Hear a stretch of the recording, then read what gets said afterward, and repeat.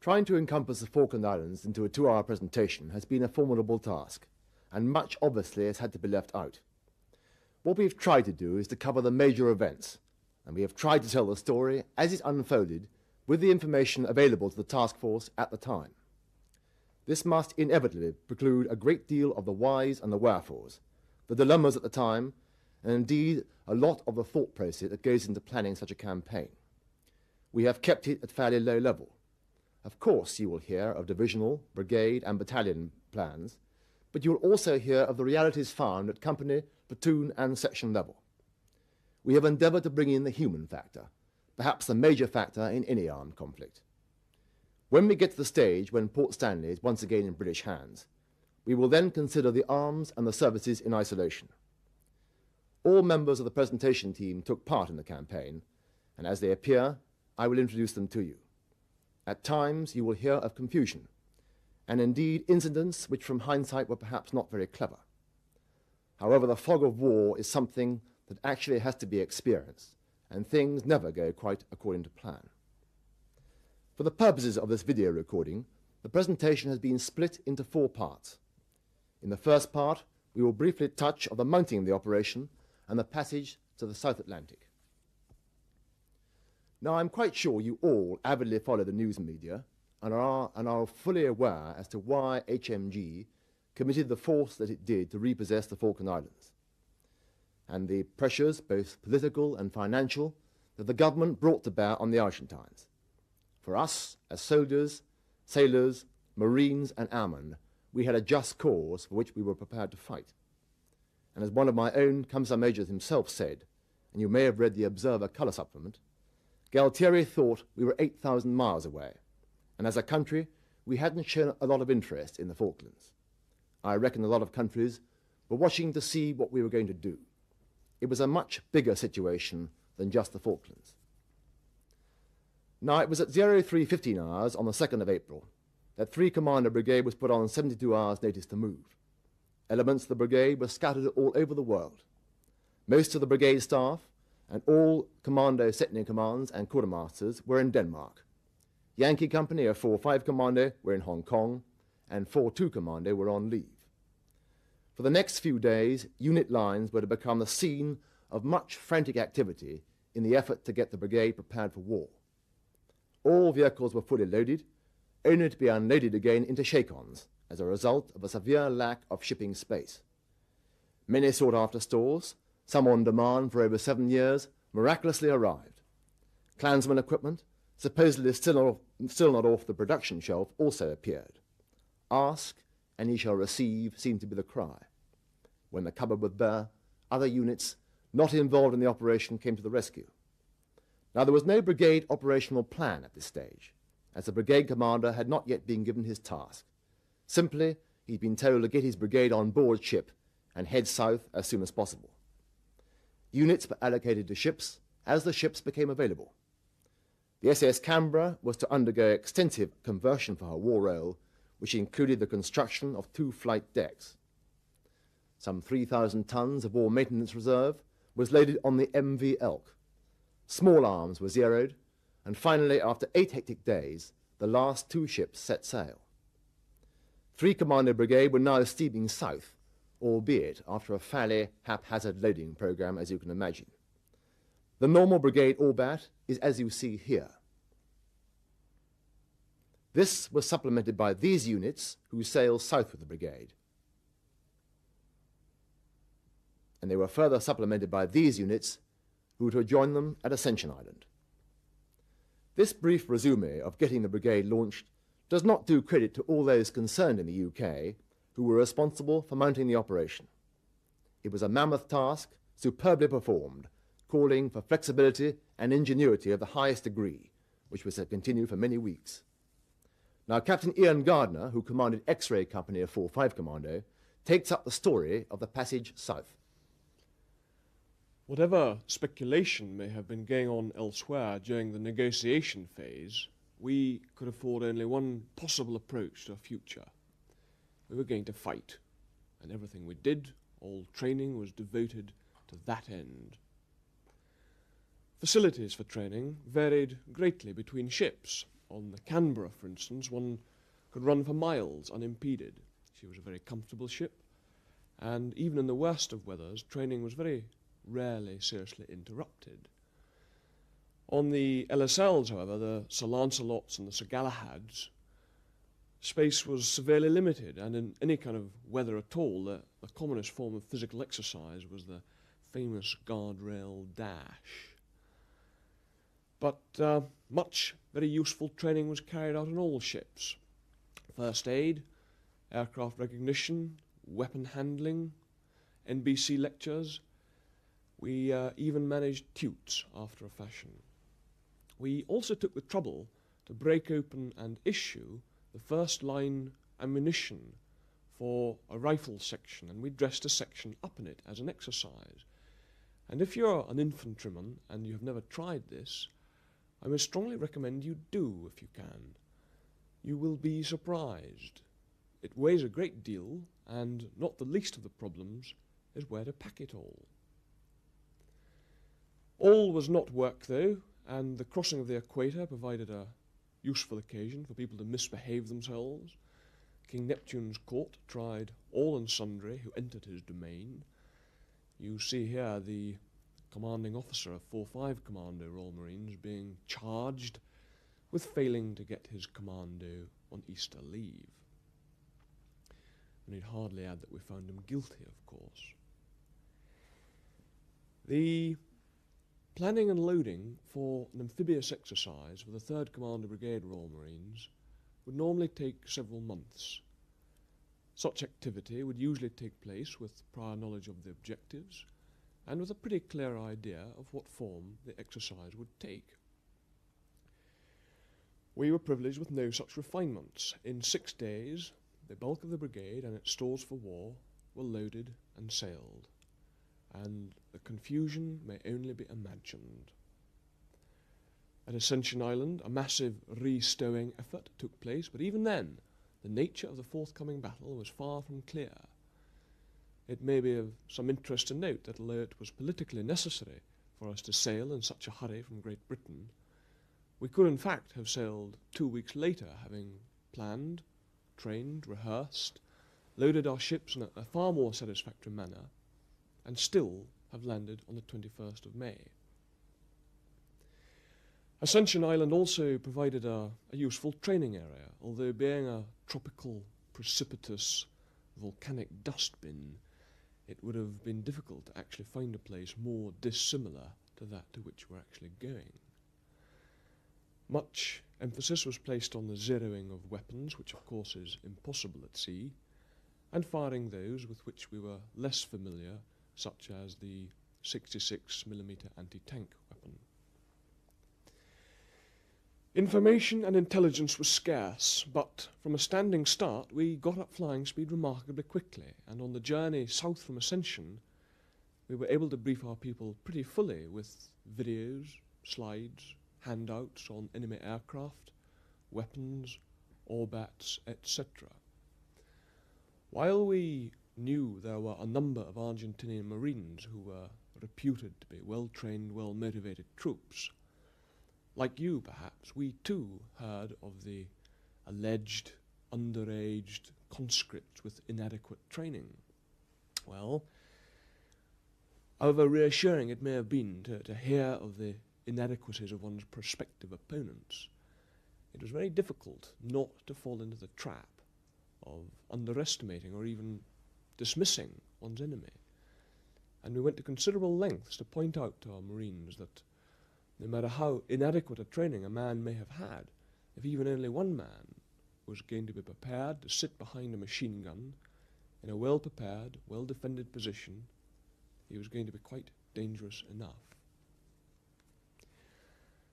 There was no shortage of information about the islands themselves. Having had detachments down there and in HMS Endurance for many years, the Royal Marines was littered with people who had served there. We were informed there would be a fair resemblance to Dartmoor or the Orkneys or the Western Isles, although it would be wetter underfoot than any of those places.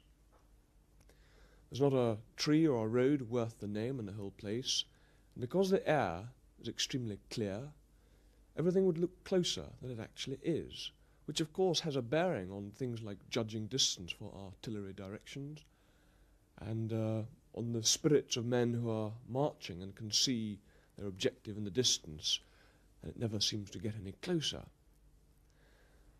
Apart from being boggy underfoot, the major obstacle to movement was going to be the stone runs. Now these were great rivers of boulders, quite unlike anything we would have ever come across before. Each stone could be up to 20 feet in width, and a stone run could be from 10 feet to over 1,000 metres across. The stones were covered in a lichen-type moss, which when wet, which of course they usually were, became very slippery, and they would often move when one stepped on them. And crossing these phenomena on a freezing night, where there was ice on the stones with a large pack on one's back, was an experience we were yet to enjoy. Vehicular movement across these stone runs, of course, was completely out of the question. It would be near midwinter when we landed. It was going to be cold, windy and wet, and so we were informed there would be no respite from it. In a day one could endure snow, rain, hail, sleet, and then rather like a dog in one of Pavlov's experiments, be completely illogically treated to a couple of hours of glorious sunshine. There was almost always a stiff wind, although opportunities to dry kit would be few and far between.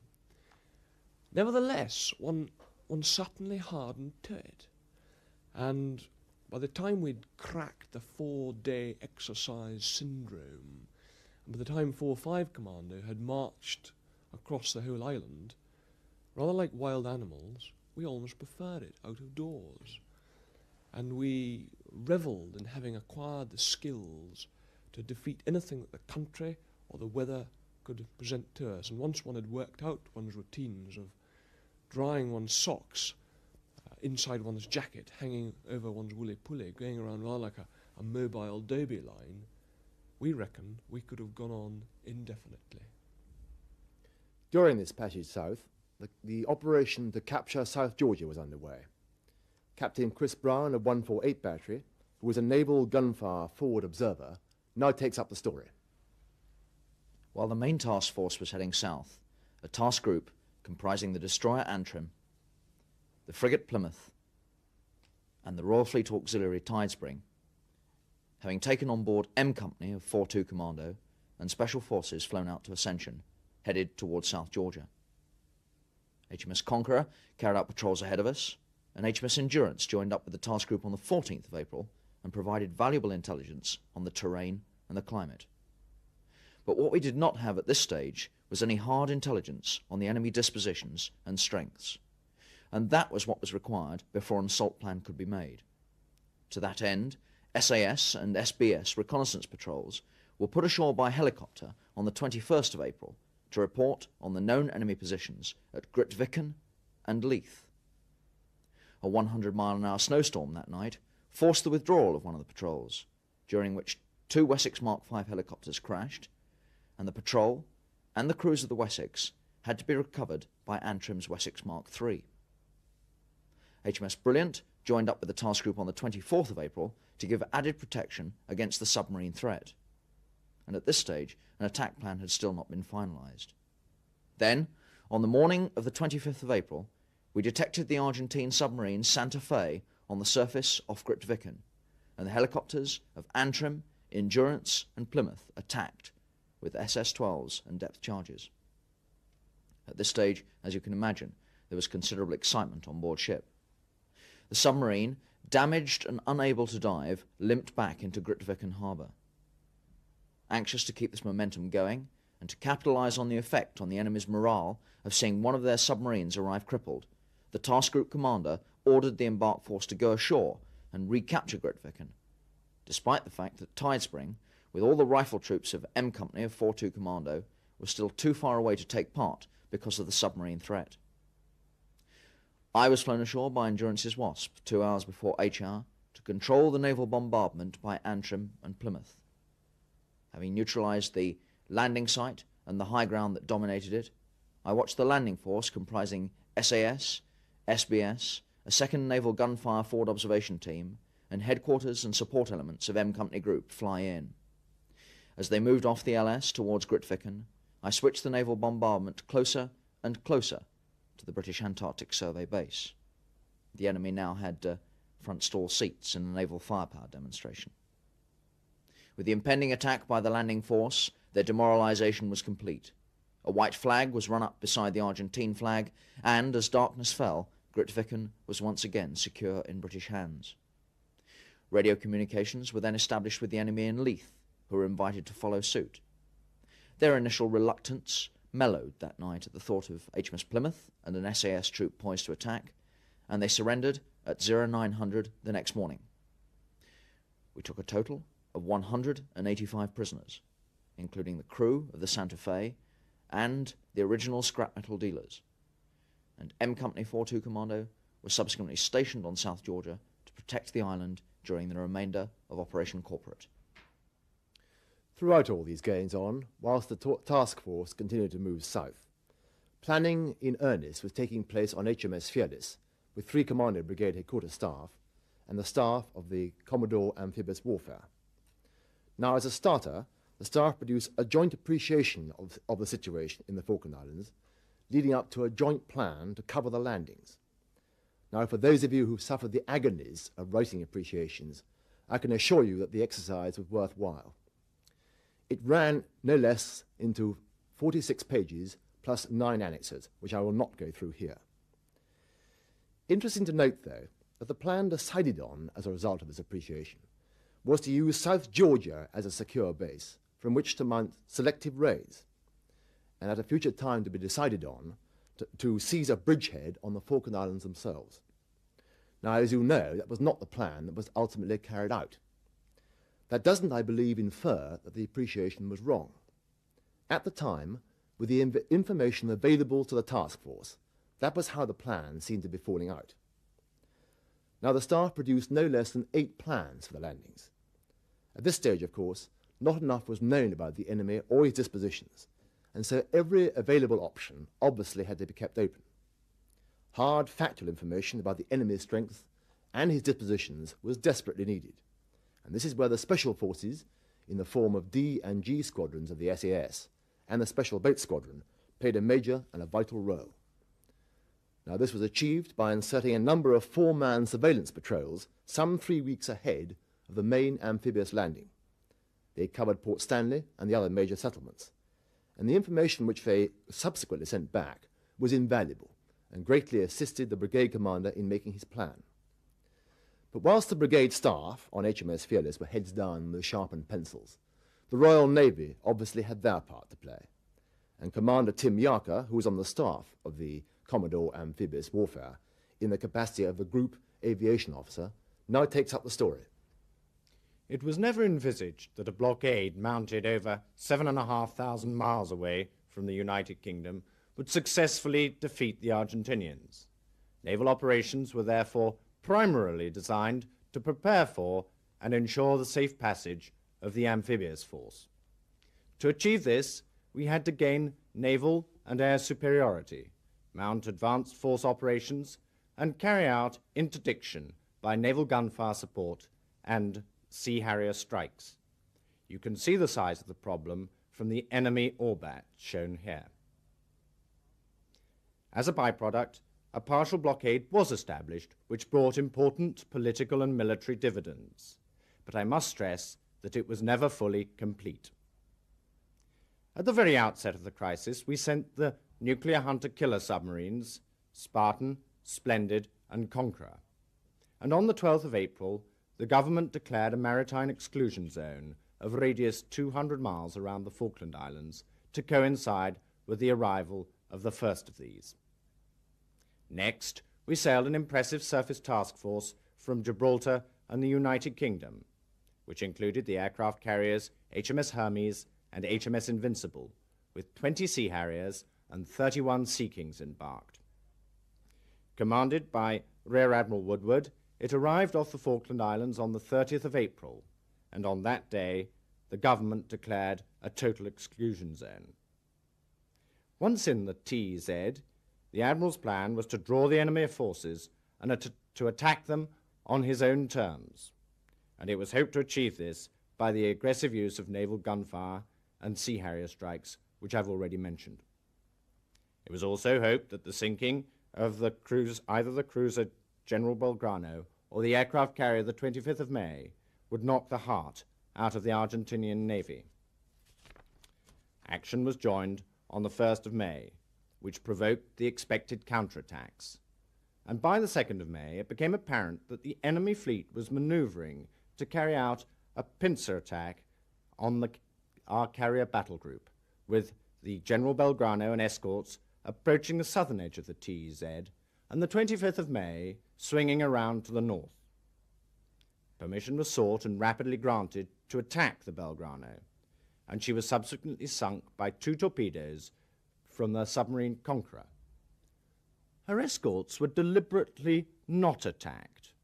However, after a brief and futile counterattack, they sped off at high speed, leaving the stricken cruiser to its fate. Argentinian response to the sinking was as predicted. The surface fleet never ventured out again, and we subsequently imposed a 12-mile limit on it. Again, this was never violated. Indeed, so frightened was our enemy destroyer of violating the limit, it ran aground instead. The submarine threat was not ignored either, and a long and complex anti-submarine action was carried out to the north of the TZ. This unfortunately proved inconclusive. However, our task force was never again menaced by enemy submarines. Events continued to move rapidly, and on the 4th of May, whilst the carrier battle group was steaming east away from the coast of the Falkland Islands, it was skillfully attacked by 2 super-étendard aircraft. Lack of early warning, poor visibility, and a certain measure of confusion meant that they penetrated our defences, and less than a minute after missile launch, HMS Sheffield was hit amidships in the engine room by an Exocet. Firefighting capacity was lost, and after 5 hours, with the danger of magazines exploding, the ship was abandoned. A grim determination swept the fleet, for we had been well and truly blooded. Part of the softening up plan involved the bombing of Port Stanley Airfield by Vulcans of the Royal Air Force. After prodigious feats of airmanship, 2 iron bomb and 2 Shrike anti-radar missile attacks were flown from the Ascension Island. It's a measure of the difficulty of airfield attack that despite these and Sea Harrier strikes, the Argentinian C-130s were still using the strip on the 14th of June. During the next 2 weeks, the task group was busy with Sea Harrier strikes and naval gunfire interdiction. Mounting of special force operations, the most spectacular of which, of course, was the raid on Pebble Island. The blockade was also tightened with the sinking of 8 patrol, auxiliary, and supply craft. Although the enemy air force had not been brought to major battle, the Argentinian Navy had been broken, and the ground troops incessantly harassed. The scene was now set for the arrival of the amphibious force. As 3 Commando Brigade were heading south, 5 Brigade, under command of Brigadier Tony Wilson, was put on standby. Initially, we were on 48 hours warning, which was then put back to the normal 7 days. But as a result of this, none of the tons of weapons, clothing, and equipment could be released to battalions. And consequently, equipment was still arriving as the men boarded the buses en route for the QE2 at Southampton. 2 and 3 Para, who had sailed with the 3 Commander Brigade, were replaced in the Orbat by the 2nd Battalion Scots Guards and my own battalion, the 1st Battalion Welsh Guards. The lack of field and air defence artillery, army helicopters and logistic units were made up by units of 1 brigade. Now the brigade assembled at Sennybridge on April 21st for a fortnight's intensive training, only partially equipped with clansmen. It was still not clear until the final day of our training, May the 2nd, whether in fact the brigade would be required to go or not. This slide shows our Orbat. The following week saw intensive activity, with equipment still arriving, staff lists being prepared for the umpteenth time, and ferries being loaded for, quote, an administrative landing, unquote.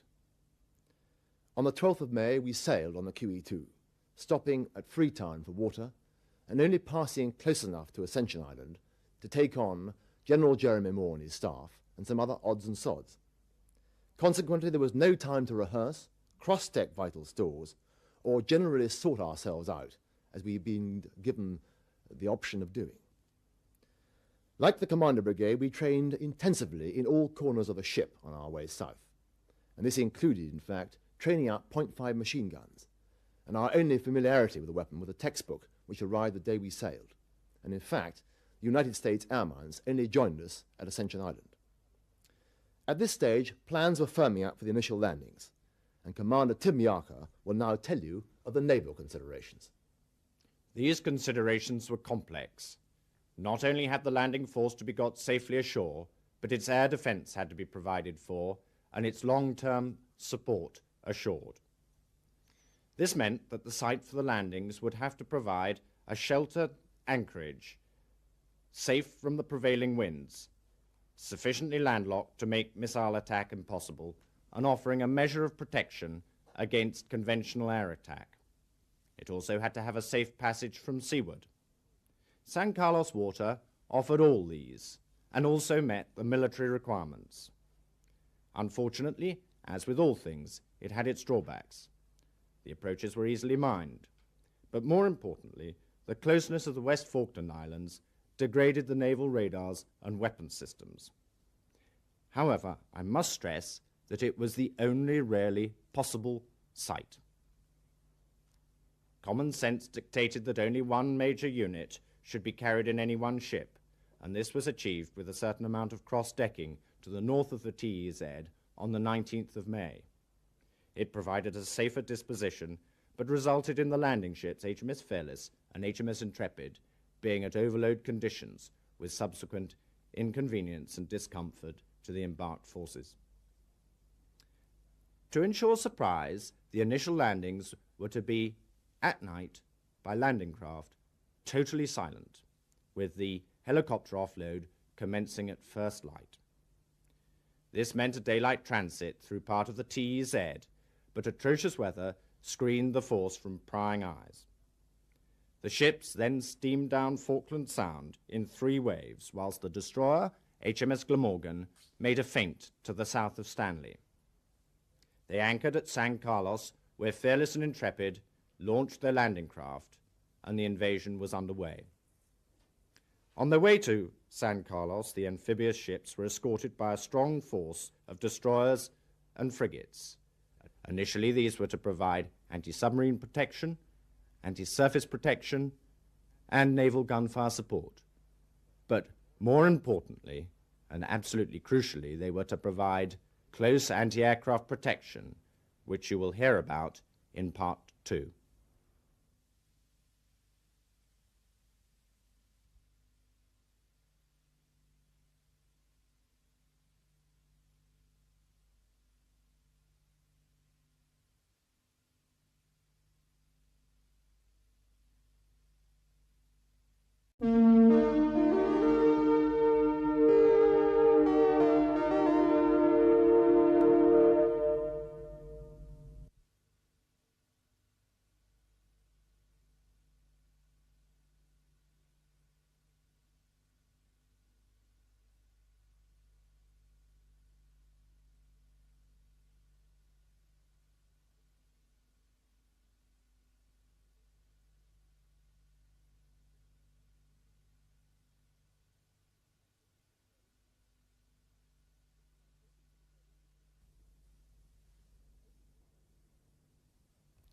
We open Part 2 with the actual plan to cover the landing in the San Carlos Waters area.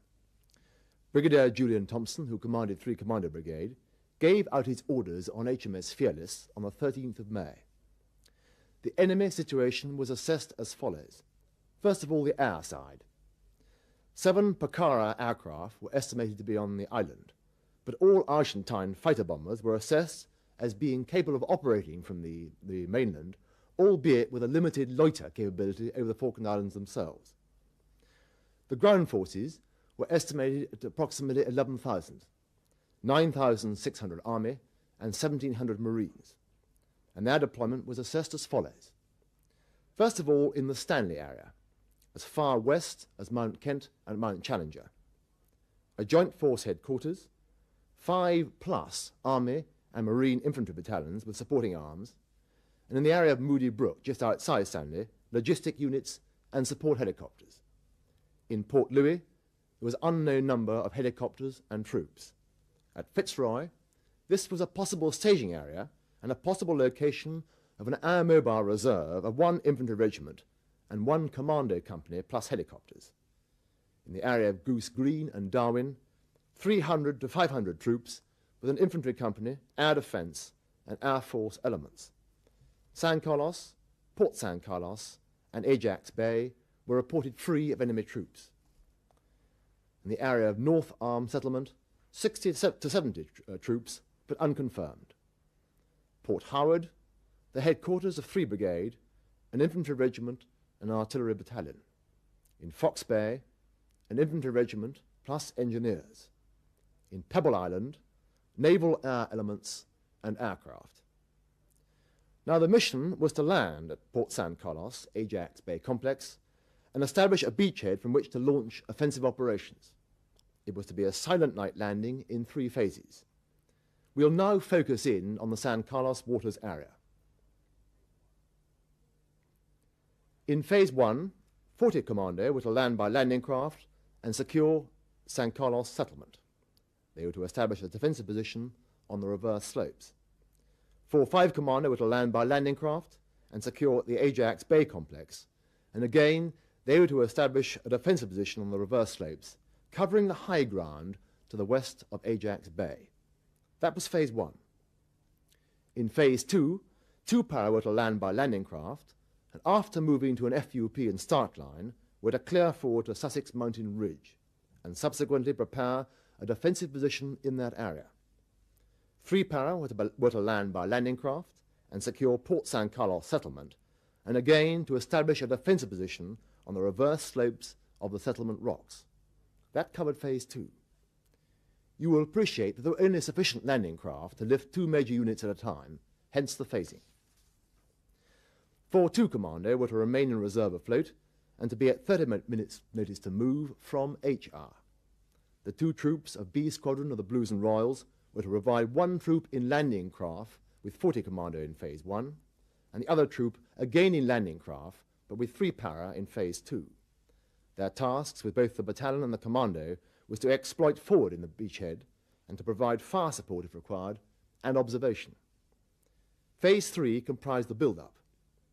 4 batteries were to deploy from the ships in this phase, which would be as soon after first light as possible. The assaulting commandos and battalions had a battery each in direct support. T Battery from 12 Air Defence Regiment provided the Rapier Air Defence. They were to deploy in Phase 3 effectively at first light, and they were required to cover the whole of the beachhead. The grouping for each of the commandos and battalions that were actually going to do the landing are as shown on this slide.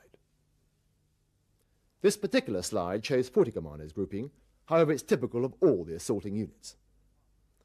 To cover these silent night landings from a fire support point of view, 4 naval gunfire ships were assigned to support the task force. These were 4 frigates with 4.5-inch guns, and the assaulting commandos and battalion were assigned 1 ship each. In addition to these plans, it was also considered necessary for a diversionary attack to be made, and this was to be done by the SAS in the area of Goose Green. Subsequently, this plan was added to in light of the enemy being reported in the Fanning Head area. You will appreciate that this position had a commanding view over the neck of the Falklands Sound, which leads into the San Carlos waters, and the SBS were tasked to take this particular enemy position out. Another change also took place.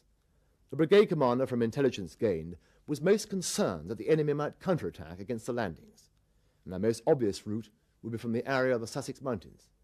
To counter this contingency, 2 para were ordered to land in Phase 1, and no longer in Phase 2, and establish themselves as soon as possible on Mount Sussex. Now that was a plan and outline. D-Day at this stage was not known, and H and L hours were to be issued later. Subsequently, and in good time, D-Day was confirmed as the 21st of May, with HR being the time the first landing craft hit the beach at 0630 hours Zulu, and LR being the time the first helicopter landed at 1130 hours Zulu. You should bear in mind that local time was 4 hours behind. And if I could digress here for a moment to talk to you about times, which were a complete pain throughout the operation. On the way south on the QE2, we regularly altered our clocks 1 hour backwards until we got to South Georgia. That was fine. We had an hour's extra kip each time. When we got to South Georgia, we changed our clocks as we went on board the Canberra. When we got to San Carlos, again, we changed our clocks because the timing was different there again. Port Stanley, which is on the eastern end of East Falkland, was on a different time to the whole of the Falkland Islands, and in fact, actually, it was on the same time as the Argentine mainland. So as you can see, the timings were a total pain throughout the operation, and one's own personal administration left a great deal to be desired under the circumstances. Now, the Fanning Head attack went according to plan. The night of the main landing, 25 SBS men and a naval gunfire support team landed by helicopter. They pinpointed the enemy and brought naval gunfire down on them, then opened up with automatic weapons and 60mm mortars. The firefight lasted throughout the night, and at dawn surrender was called for by a Royal Marines interpreter, but confusion and enemy trickery led to a prolonged engagement which ended 2 hours after dawn, with the capture of 9 enemy, 12 others having been killed. They were equipped with 106 recoilless rifles and 81mm mortars, which were trained onto Falkland Sound. As you can see, they successfully rendered that particular mortar US. At the same time, the SAS diversionary attack on Darwin took place. This was a successful operation, not just from the point of view of numbers of enemy killed and equipment destroyed, but more so by the confusion caused, leading the enemy to think that the main landing was actually taking place in that area. Now, with these two side shows going on, the task force shipping entered the Falkland Sound and into the San Carlos waters area totally unmolested by the enemy. The battalions then successfully loaded themselves onto the landing craft and in total darkness, with nerves very much on edge, moved off to their assigned beaches. Major Martin Osborne, who commanded Charlie Company of 3 Para, was destined to land at Port San Carlos Beach, and he can tell you of his experiences. At 0930 Zulu on the 21st of May, with my company, I threaded my way down to the dock inside HMS Intrepid. We were just some of the many helmeted and heavily laden figures, as the whole of our battalion threaded its way through a seemingly endless number of dimly lit bulkhead doors. As we boarded the landing craft, mortar rounds and grenades were thrust into our hands. And as the landing craft emerged, we realized for the first time that it was broad daylight. We'd been briefed for a night attack. War was living up to our expectations. We were put ashore by Fearless landing craft, which had already landed 2 Para, and they, for various reasons, mostly beyond their control, had been slower than anticipated, outloading from the MV Norland. As we moved away from Intrepid, we were able to orientate ourselves. Fanning Head was on our left, and it was surprising and not a little unreal to see arcs of tracer being exchanged over the landward shoulder of the hill, and the black cotton-wool puffs of smoke of the 4.5-inch frigate shells. Our soldiers stood in the landing craft with all their kit on, and many of them refused to rest or kneel, having spent ages getting their loads properly adjusted. Ammunition loads at this stage varied from 50 pounds for a rifleman up to 80 to 100 pounds for a signaller or an 84mm man. And at this stage, remember, only the signallers were carrying Bergens. 30 minutes after loading, we approached our landing beach in Port San Carlos Bay. B Company were already ashore and appeared like ants swarming across the flat ground at the head of the beach. There was no firing, and with a mixture of relief and on my own part very little disappointment, we realized that the landing was unopposed. A Company, who'd gone in before us, appeared to be cross-decking to smaller landing craft, as the large one they were in had run ashore on a sandbank 50 metres short of the beach. Someone on the back of our landing craft called to me, seeing this, asked if I would like to try and get the company ashore outside the bay. This would mean a half-mile tab to the mortar line with the heavy ammunition loads, but in exchange for a dry landing in the cold but sunny conditions, it seemed worth it. At approximately midday that day, we were ashore and dry. A Company pushed through B Company and into the Port San Carlos settlement itself. B Company held the beachhead, and my own company, C Company, moved in advance to contact formation from sea level up to the 600-foot ring contour of settlement rocks, which was to be our home for the next 5 days. Before landing, a Sea King helicopter with an underslung load, and then 2 Gazelles with Sneb rocket pods, flew past us towards Port San Carlos settlement. This was surprising, as it was obviously forward to where we knew the battalion to be. It was only after landing that we heard that 3 of the 4 men in the 2 Gazelles had lost their lives when the aircraft were brought down by ground fire from 40 Argentinian survivors making their way back from Fanning Head. The enemy fled the settlement as A Company approached, and B Company was sent off in pursuit to the northeast as the enemy withdrew. But they were unable to catch up with the enemy, who reached their limit of exploitation at Windy Gap, who'd had 40 minutes start. For the rest of that day, we dug in on settlement rocks. The ground was soft, and despite being on top of a mountain, very, very wet. And where we couldn't dig down without building swimming pools, we built sangars for the soldiers to shelter behind. We had a grandstand view of the air attacks on the Navy and transport ships, who had landed us, as foot soldiers extremely relieved to be there, unscathed onto dry land. With all the major units successfully ashore unopposed, that is where the brigade remained for the next 5 days. Considerable patrolling took place, and defensive positions were improved. It was now essential to get the brigade properly balanced logistically, and this proved to be no easy task, as you can imagine. The stowage plan, due to the rush to leave the UK, was anything but ideal, and the vast quantities that needed moving with the few helicopters and landing craft available would inevitably take some time. Added to this, the Argentine Air Force made its presence felt in no uncertain terms and delayed things even further. These air attacks and the effects they had need special mention, and Captain Ian Gardner will explain.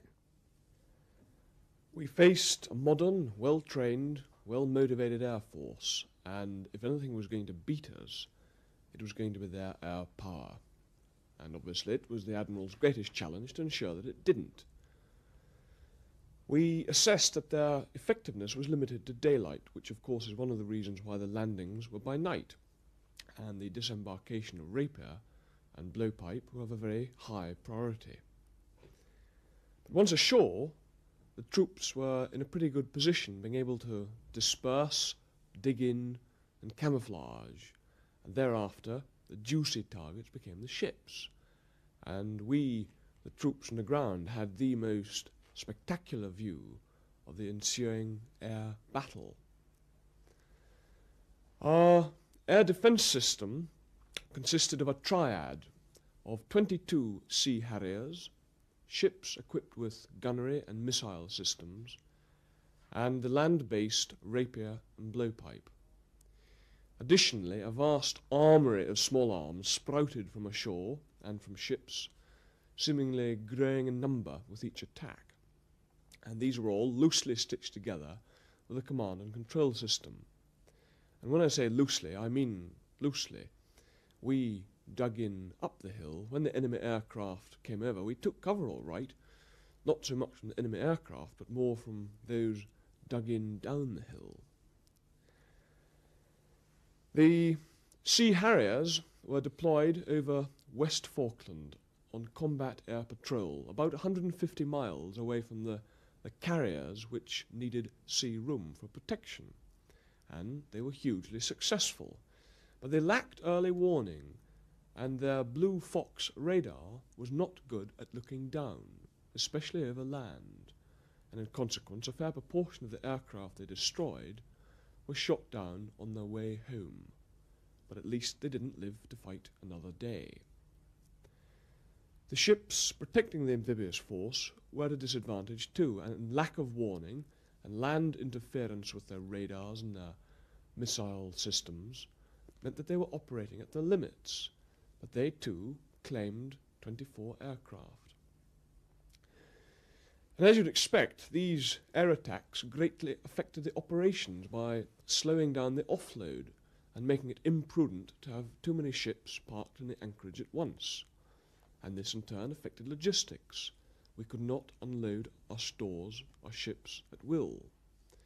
And our efforts to balance ourselves logistically after our hasty departure from Great Britain were seriously disrupted. And the whole process was to slow our attempts to prepare ourselves to advance eastwards.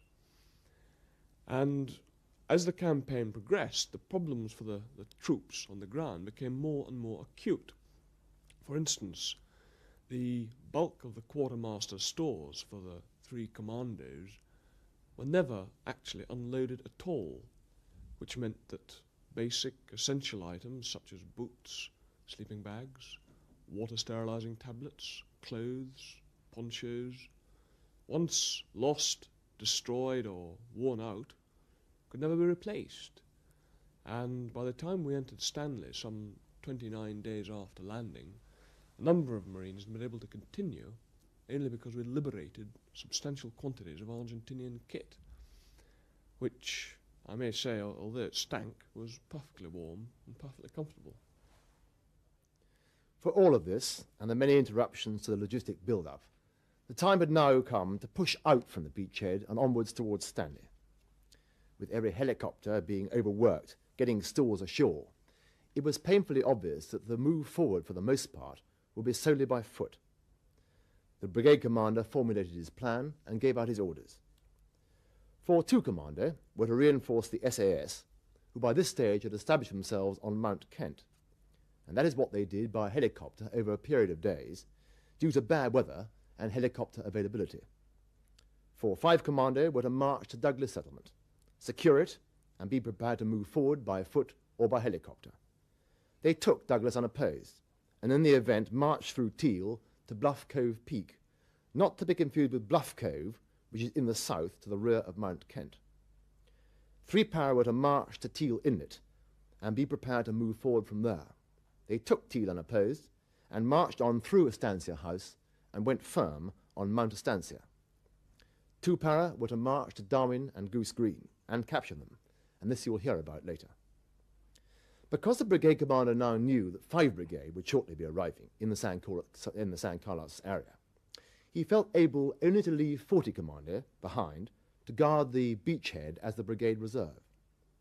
They would later become the divisional reserve, and later still, 2 companies of 40 Commando were placed under command of my own battalion after the bombing at Bluff Cove. Now, to give you a feel for the much publicised marching, Corporal Steggles, who was with 3 Para, now takes up the story. After 5 days of living in a trench overlooking Port St. Carlos settlement, orders are at last received that we're to move. During the past 5 days, we've had a chance to sample the outrageous terrain of the Falkland Islands by the sending out of fighting and recce patrols. And all of us at platoon level are of the opinion that to send infantry across this type of terrain is a very slow task indeed.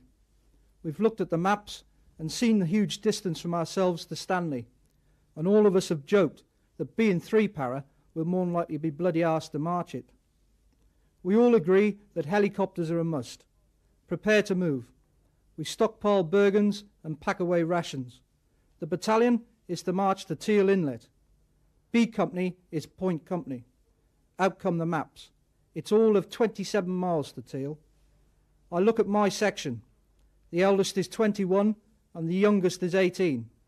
1 or 2 of them are already starting to suffer with the cold and wet, and a few of them have been complaining of sore feet.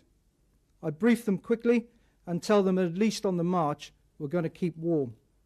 Again we joke about marching all the way to Stanley and set off as Point Section. The going does not disappoint us. The ground is a permanent bog. Very soon boots are soaking wet. At the first stop to check maps, we change round the heavy loads. On we march. We've been on the march for nearly 5 hours when we eventually meet up with the commanding officer and the RSM at a river crossing. Well, all my lads ford across up to our waist in freezing cold water, and on reaching the other side, everybody's amazed to find that the RSM appears to have dry boots on. Obviously, bloody walked across is the general opinion. We stop and make a brew. It's getting dark now and there's still no sign of a fence line that we hope to pick up and use as a navigation aid. We set off again. It's dark and progress is very, very slow.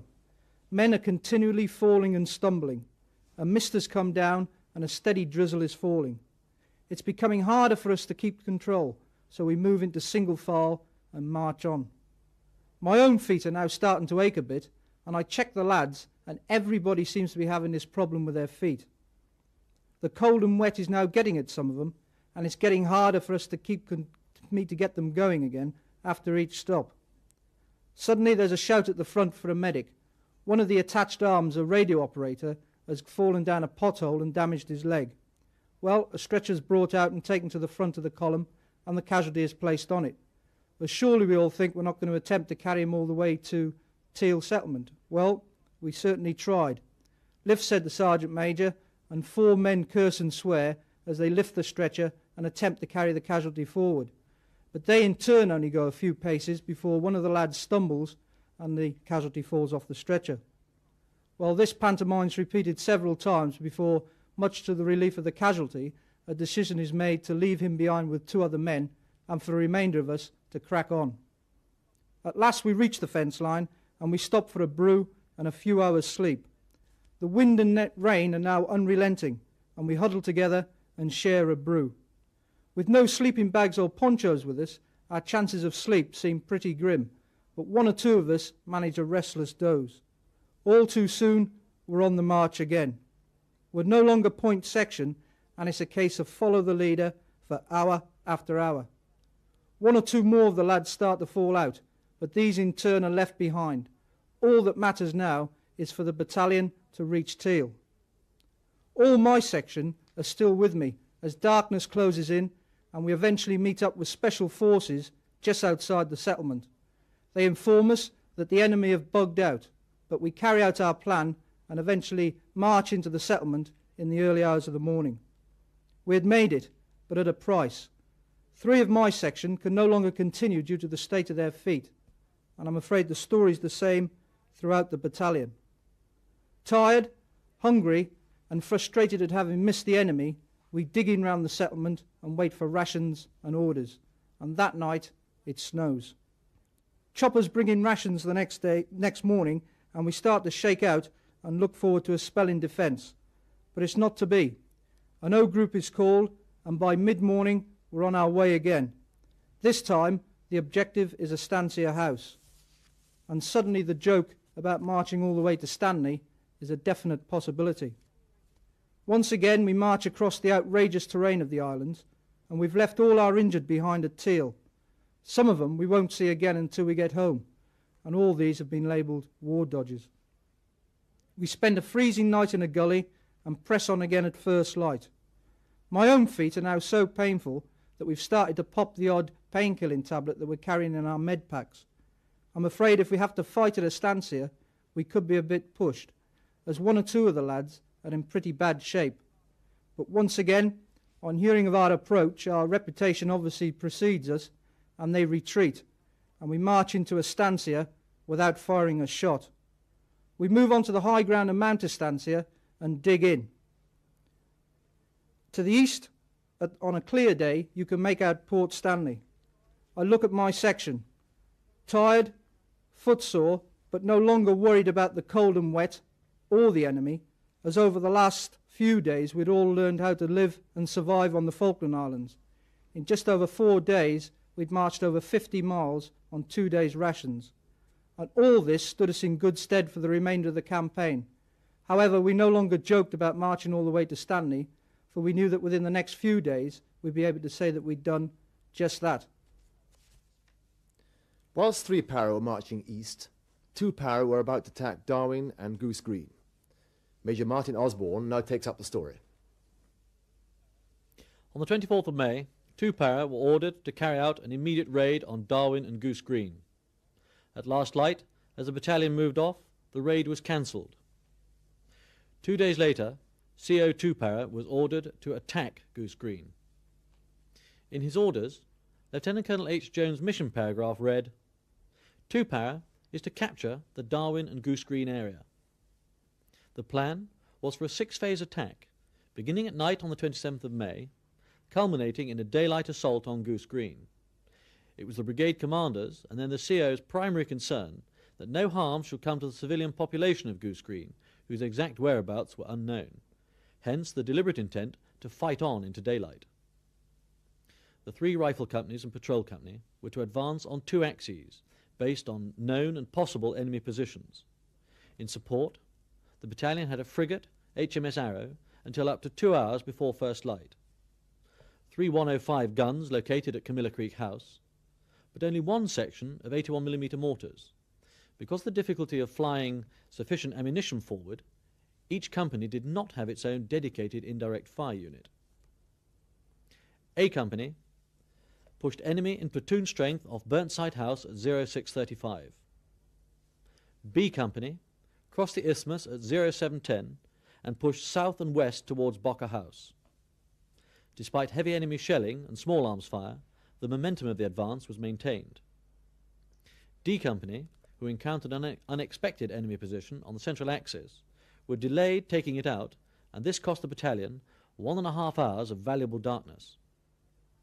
At first light, the battalion found itself on a line of gorse bushes stretching between Bocker House and Darwin Settlement. This just short of the Argentinian main positions, which appeared to be on the Darwin Heights. A fierce trench-by-trench battle developed, with 2 para inching forward by attrition.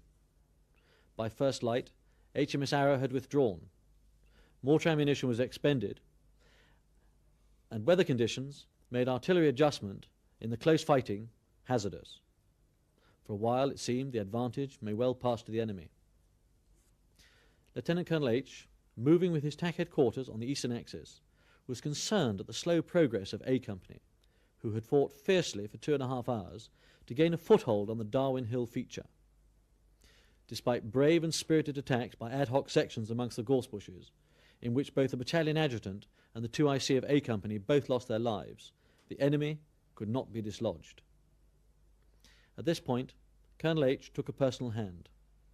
Unable to use B Company pinned down away to his right, and with D Company still some distance away on the central axis, and himself concerned above everything else over the loss of momentum of his attack, he decided to lead his TAC headquarters forward into the assault to prevent any further delay. And it was while assaulting a hitherto unobserved complex of enemy trenches that he himself was killed. With B Company stalled before Bocker House, short of ammunition, and awaiting a direct fire group consisting of a Milan team and GPMGs in the SF role, D Company dropped down onto the seashore and began a flanking attack. One of the Milan missiles fired into the Bocker House position caused a terrific explosion, killing a large number of the enemy. This, with the artillery fire and D Company's attack along the foreshore, broke the Argentinian line, and the battalion were able to push on towards Goose Green. A successful, combined, but unplanned C and D Company attack on the schoolhouse just north of the airstrip in the late afternoon, and broad hooking moves by both B and D Company brought the battalion into a position to envelop the defences around Goose Green at last light. With the battalion short of ammunition, and after a successful Harrier strike had taken out the ack-ack gun positions at the end of the Goose Green Peninsula, which were being used in the ground role, Acting CO 2-para, Major Chris Keeble, called a halt to forward movement. That night was spent in resting and preparing for action the following day. By dawn, the battalion was ready to fight on if necessary, as ammunition and guns were being brought forward. At first light, 2 Argentinian warrant officer prisoners were sent into the settlement with an ultimatum: to surrender or accept a siege, and in either case, obey the dictates of international law and release the civil population now known to be imprisoned in the community centre. The enemy agreed to surrender. In a bold stroke, 2-para took Goose Green with over 900 Argentinian prisoners. They liberated 112 civilians unharmed. The cost to the battalion themselves: 2-para had lost 17 killed and 35 wounded. Sergeant Montgomery, who was then a corporal commanding 1 section of 4 platoon of B Company, will now tell you of his experiences during the battle. We crossed the start line at 0710. 3 minutes later, the forward section came under fire from about 150 metres away. My section held the fire as there was a danger of hitting our own troops. However, I told 2 of my men to put up light to assist 2 and 3 section identify the enemy. This was done and the enemy cleared. We then advanced until we were told to stop while Company HQ cleared a strong enemy position. And then during the reorganisation phase, the enemy artillery began to shell the positions we had just cleared. This made everyone extremely nervous as it started to get a bit close to our own position. An hour later, we were ordered to move on. By this time, I didn't have a clue which direction we were going in, and it was a case of follow the sections in front. The big problem was command and control at night. Soldiers were losing contact with their sections as they tend to spread out too far. I found a man from one of the forward sections lying moaning that he had hurt himself in a fall, and after giving him a bit of the good news, he decided to carry on. At first light near Darwin Goose Green Parks, tracer began arching across the sky towards us. We heard A Company make contact at Darwin. Then a machine gun about 700 metres to our left engaged 5 platoon. Then we saw a whole company position to our front. We had obviously surprised them, as there was still quite a few round to the trenches. My section ran to the dead ground, which is about 50 metres away, and once reaching there, we engaged 3 trenches to our front. 2 sections to our right decided to fire a 66 across our heads at the bunker that was giving 5 platoon problems. This was a direct hit and killed the machine gun crew of 3. A few minutes later, we were forced to move back and dig in as the enemy began to increase their fire.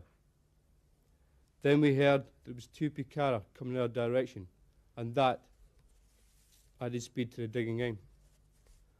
Once their artillery, mortars, and the Picara had a go at us, we heard that 5 platoon was going left flanking. I moved the section forward and began laying down covering fire. Unfortunately, the flanking movement failed. We began taking casualties. This was the way of the battle scene for the next 7 hours. It reminded me of the annual personal weapons test on the ranges. Targets fall when hit, only this time they didn't get back up. When the enemy put down heavy fire, we moved back. When it eased off, we moved forward and opened up with everything we had until gradually we began to win the firefight. As we didn't have any mortar or artillery support of our own, my OC got Milan to engage enemy bunkers. This impressed the enemy so much that they decided to surrender. We pressed on towards Goose Green Airfield and had gone about 900 metres when the forward sections informed us they had found 2 dingbat mines and were in the middle of a minefield. The decision was taken to carry on and hope for the best. Then one of the light anti-aircraft crews decided to try and take us out, but on discovering they couldn't drop their barrels low enough to hit us, their best course of action was to run away. I moved my section to clear that position, while the 2 forward sections moved on to take out an ammunition dump. And on clearing the objective with grenades, taking 1 prisoner, I pushed on to rejoin the platoon. I just reached the ammunition dump when I saw a bunch of enemy soldiers walking towards us, and I immediately placed the section in cover and informed the Sergeant Major that I believed they wanted to surrender. With the section covering us, the Sergeant Major and myself moved forward and took the surrender of 17 enemy soldiers. As we were searching them, one RG came across the hill, saw what was happening, panicked, and began to run back towards the high ground. That was until my gunner opened up, put a burst in front of him, then he too stopped and surrendered. After separating the prisoners of war, I was under well-earned smoke when the remaining enemy in Goose Green decided to give us some hard times, and we were subjected to intense small arms fire, which made it impossible to move unless you were in your belt buckle. This continued for quite a while until they opened up with the 105 howitzers in a direct roll. Again, Locke smiled as they couldn't drop their elevation to hit us. However, the shells passed over just a few feet above. I lay by the side of the track in the ammunition dump and called to my section to crawl away from the ammunition bunkers, which were still full of artillery and mortar shells. The firing died away as enemy fighters approached from the sea, and we were glad to see a Skyhawk shot down by our own troops to the west. We had no sooner finished congratulating ourselves than suddenly a Pucara flew in from behind us. The reaction from everyone was to put up immediate fire at the aircraft, and to our joy, it was hit. This turned to sheer terror as the aircraft banked and crashed about 30 metres from us, the wing taking off an ammunition belt from a man's back without actually injuring him, and spraying us with fuel from its fuel tanks. As darkness fell, we observed one enemy Chinook and 5 or 6 Huey helicopters landing to the south of our position, and we were told that a counterattack was being mounted against us. As we were low in ammunition, our OC ordered us to strip the dead and the ammunition dump of any 7.62 ball and link we could find and withdraw back towards the high ground, and this we did. We began digging in like men possessed with the thought of enemy counterattacks, but alas, it didn't appear, and at first light we spread out and took over the capture positions around our hill, where we dozed and waited. Later in the early afternoon we were informed the garrison at Goose Green had surrendered, and I felt relieved still to be alive, but a little sad for the lads who didn't make it. The battle for Goose Green was over. The day after Darwin and Goose Green fell, General Jeremy Moore and his staff arrived in San Carlos. The headquarters was established on HMS Fearless on the 29th of May. The general was presented with 3 Commando Brigades plan as it existed, and from it he produced a divisional plan for the final attack on Stanley. Now in the third part of this presentation, we will cover that plan and the action that followed.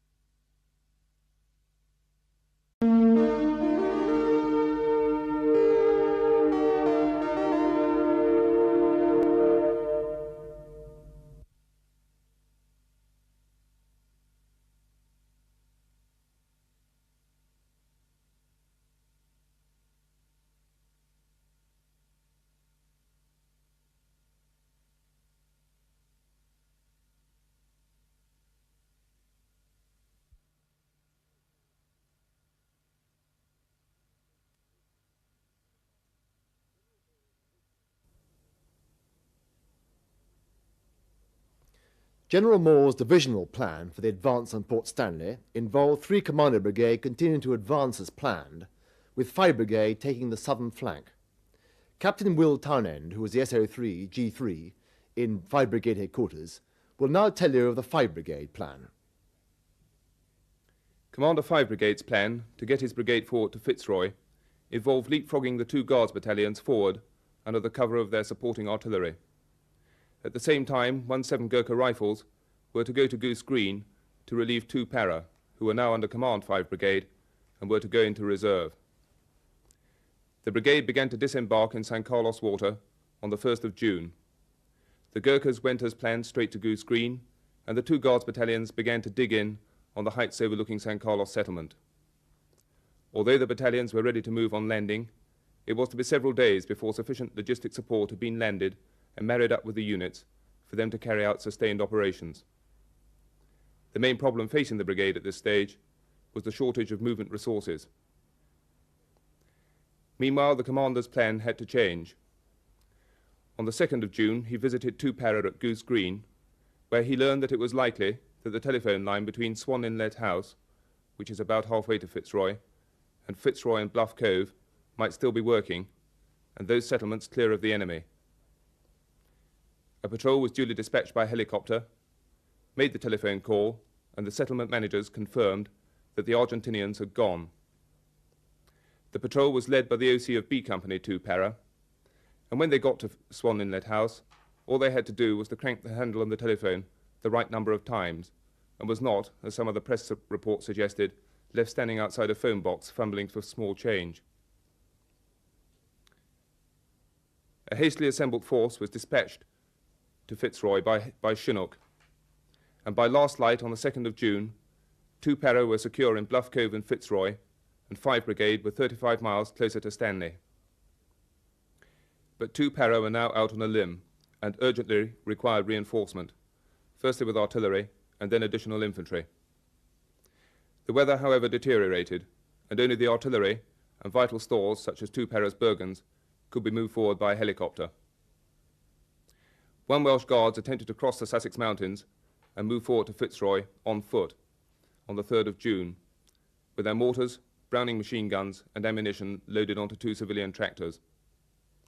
The attempt, however, had to be abandoned after 3 kilometres, as the tractors had bogged in up to their axles. The battalion could have continued on light scales, but the likelihood of them ever seeing their equipment again was considered remote. A plan was therefore made to move the 2 Guards battalions round by sea from San Carlos. 2 Scots Guards sailed round to Bluff Cove aboard HMS Intrepid on the night of the 5th and 6th of June, and were followed the next night by 1 Welsh Guards aboard HMS Fearless.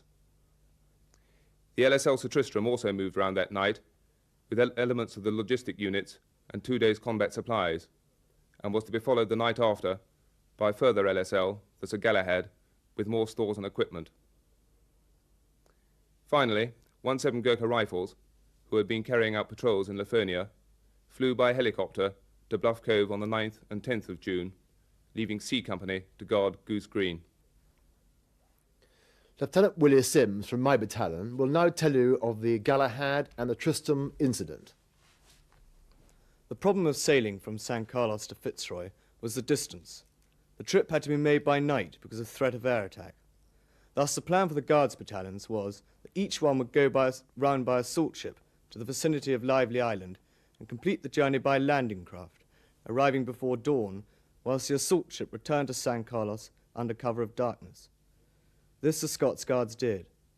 However, the picture was further complicated by the shortage of landing craft, which were much in demand at Teal, Fitzroy and San Carlos. Therefore, when Fearless sailed with the Welsh Guards on the night 6th-7th June, it was planned that she should have 2 of her own landing craft and RV with 2 of Intrepids from Fitzroy at Lively Island. The weather prevented these setting out, so it meant that 2 rifle companies and the mortar platoon remained on board and returned to San Carlos under cover of darkness. The next night, both assault ships had other tasks, so it was decided to transfer the troops from Fearless to the RFA Sir Galahad, which was due to sail for Fitzroy that night. From Fitzroy, it was intended that the Welsh Guards should go to Bluff Cove by landing craft. Other units embarking were the main dressing station of 16 Field Ambulance and also a troop of T-Air Defence Battery. Loading took longer than planned and was not complete until 0100 Zulu on the 8th of June. The master of Sir Galahad signalled to say that he would not make the trip that night because he'd be unable to get to Fitzroy and offload the troops before dawn. A signal was returned, saying Galahad must sail that night. There was, after all, mounting pressure to get 5 Brigade into position for the next phase of the attack. Sir Galahad arrived off Fitzroy as dawn was breaking, 1100 Zulu. It was a very clear but bitterly cold day. On arrival, delay in disembarking was caused because the 1 Mexifloat and 1 landing craft available had just loaded with stores from the Sir Tristram, which had arrived the night before. This was at least a 2-hour job. The Rapier troop, meanwhile, was offloaded by helicopter, but did not have enough fire units to cover both the anchorage and the ground troops. The anchorage was to be covered by the Combat Air Patrol. The only Rapier that did overlook the harbour became unserviceable. Next, elements of 16 Field Ambulance disembarked. It was not until 1630 Zulu that the first landing craft became available to offload the Welsh Guards. At 1705, 4 Skyhawks screamed over the harbour. Sir Tristram and Sir Galahad were both hit by bombs. The Combat Air Patrol was already busy in action over HMS Plymouth. The effect of the attack was shattering. Many soldiers burned to death, trapped in the stern. The blast and fireball ripped through the ship. Welsh Guardsmen made their way into the bow, and fell in by platoons whilst the roll was taken. One guardsman, a former steel worker from Port Talbot, grabbed special firefighting kit he'd been trained to use as a civilian.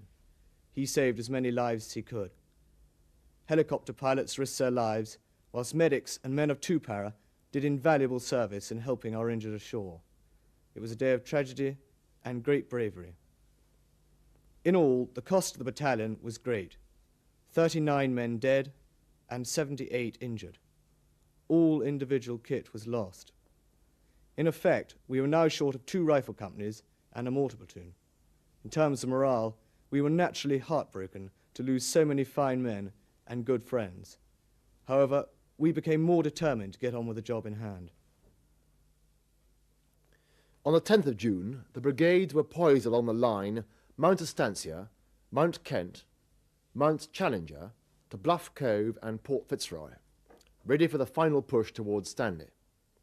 Not shown here, 40 Commando remained behind at San Carlos to protect the forward maintenance area, and 1 company of the 1st 7th Gurkhas had been left behind to hold Goose Green and Darwin.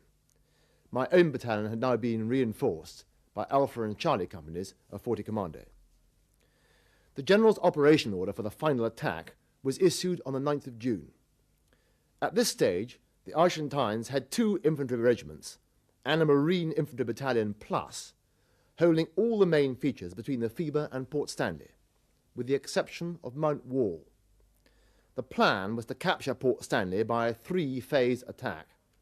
In Phase 1, 3 Commando Brigade was ordered to secure 3 objectives on the night the 11th-12th June, and the brigade commander therefore tasked 3 Para to capture Mount Longdon, 4-5 Commando to capture the 2 Sisters, 2 Para to be in reserve and be prepared to support either 3 Para or 4-5 Commando, and 4-2 Commando to capture Goat Ridge and Mount Harriet, with the Welsh Guards securing their start line.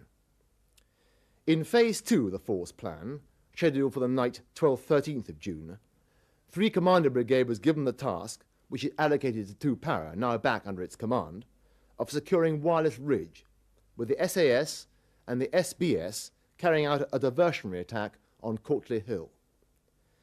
2 remaining Phase 2 objectives were given to 5 Brigade, whose commander ordered the 2nd Battalion Scots Guards to capture Mount Tumbledown and the 1st 7th Gurkhas to secure Mount William. The Welsh Guards were to be in reserve. All the Phase 2 attacks were delayed until the night of the 13th-14th of June to ensure that the 2nd Battalion Scots Guards start line, just to the east of Mount Harriet, was properly secured, and also to allow more time for movement and reconnaissance. The objectives were then taken on the night 13th-14th of June. Phase 3 of the plan, the capture of Sapper Hill, was finally given to my battalion. At this stage, the Argentines were in complete disarray, and maintaining the momentum of our advance was all important. Just as we crossed our start line, the orders to cease fire except in self-defence were given. My leading platoon suffered 2 minor casualties from small arms fire as they had been landed in error too far forward by helicopter. That was the only resistance we encountered. The Argentine will to resist had been broken, and they streamed back to Stanley, leaving their dead behind them. Captain Ian Gardner, who commanded X-Ray Company of 4-5 Commando, will now tell you of his experiences during the Battle of the 2 Sisters. The 2 Sisters is a rocky dragon's back of a feature which ascends from 300 feet to about 1,000 feet, with 2 parallel ridges about 1,000 meters apart, connected by a saddle. It was believed to be defended by a strong rifle company supported with their own mortars.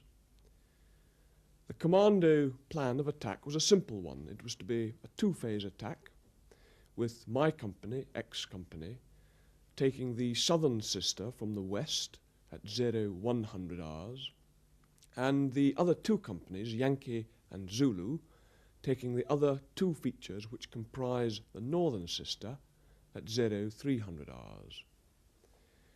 The artillery fire plan was to be a silent one, and we were ordered to be prepared to sweep on to Mount Tumbledown on completion. A number of reconnaissance and harassing patrols had already inserted themselves into the enemy positions and had killed 19 enemy before the attack started. And they had also established that there were no minefields on our intended approaches. My company had grouped with it the anti-tank troop of 40 Commando Royal Marines equipped with Milan, and although this weapon was to prove a most useful anti-bunker, anti-Sanger weapon, we discovered to our cost that it was not readily man-packable across that sort of country, and we were very seriously delayed in our march to the forming up point. And in the event, both phases of the commando attack had to start together at 0400 hours. And the contribution that this made to the fog of war was considerable, because not only had we thereby lost 1 hour of precious darkness, but we'd lost for that time the use of a naval gunfire frigate, because they had to leave the area by daylight. And the consecutive nature of the commando attack had now meant that the artillery and the mortars, which had been planned to support each phase, now had to support twice the number of work going on at the same time, and someone therefore was going to lose out. Fortune smiled on the main body, Yankee and Zulu, as they went to ground to await my by now late company. An artillery DF landed smack in front of them, and had they still been mobile, they certainly would have been caught.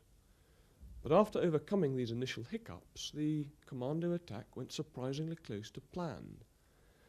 Yankee and Zulu got within 300 meters of the enemy positions before they were detected, and they were engaged with mortars and heavy machine guns, 5.0 machine guns, from at least 3 different positions. Although it's curious to note that a certain amount of this machine gun fire actually went high, and we presume this was because it was being fired by inexperienced troops downhill at night.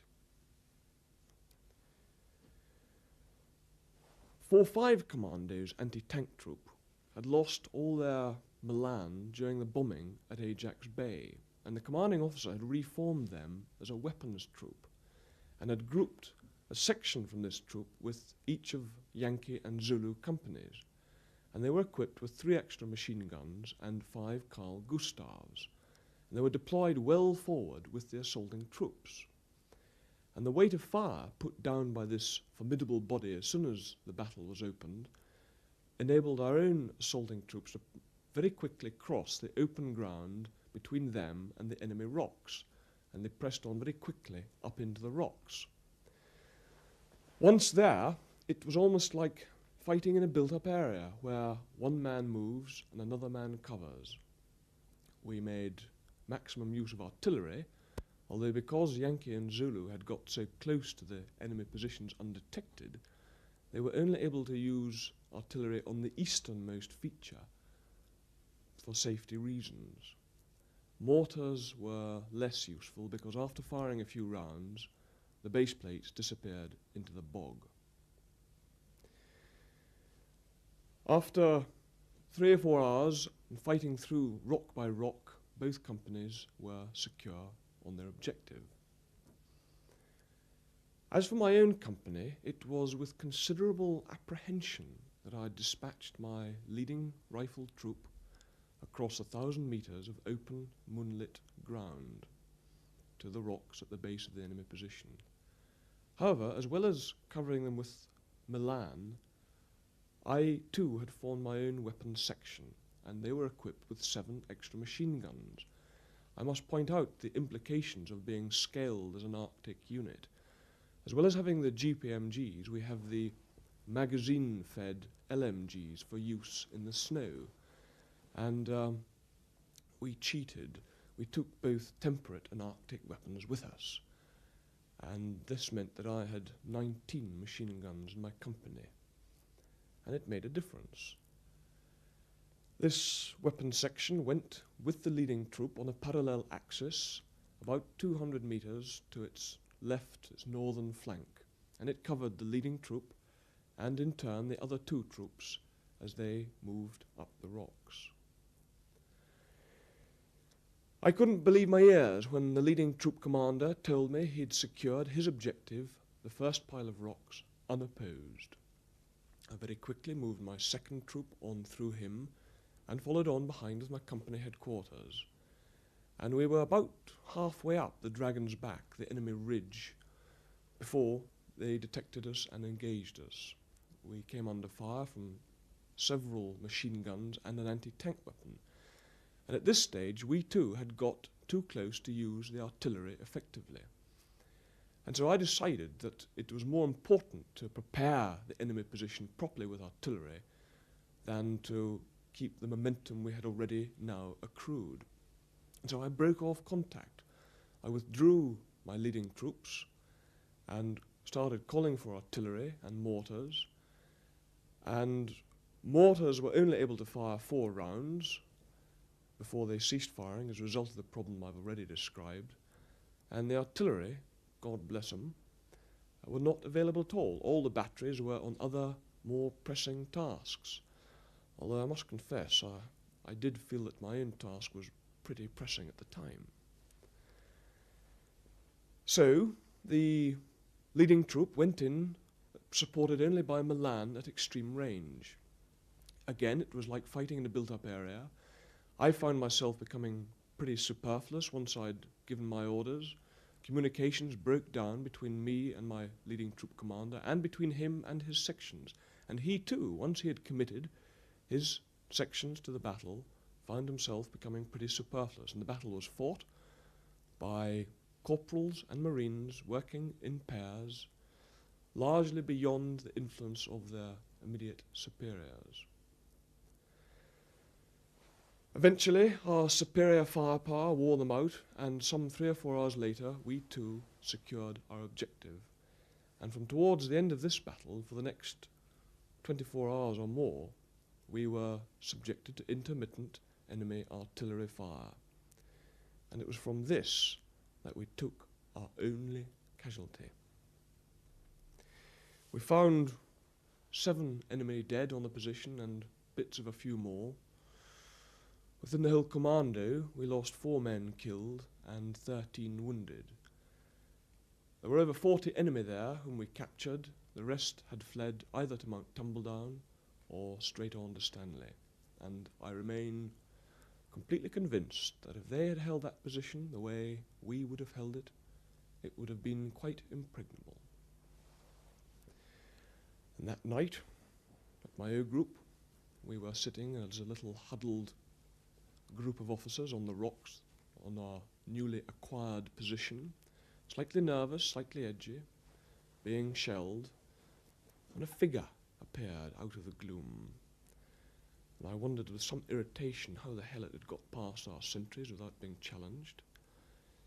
And we were very relieved to hear the voice of our padre, our Welsh padre, who'd marched with us right across the island and been with my company throughout the battle, shouting, "Hello, X-ray company!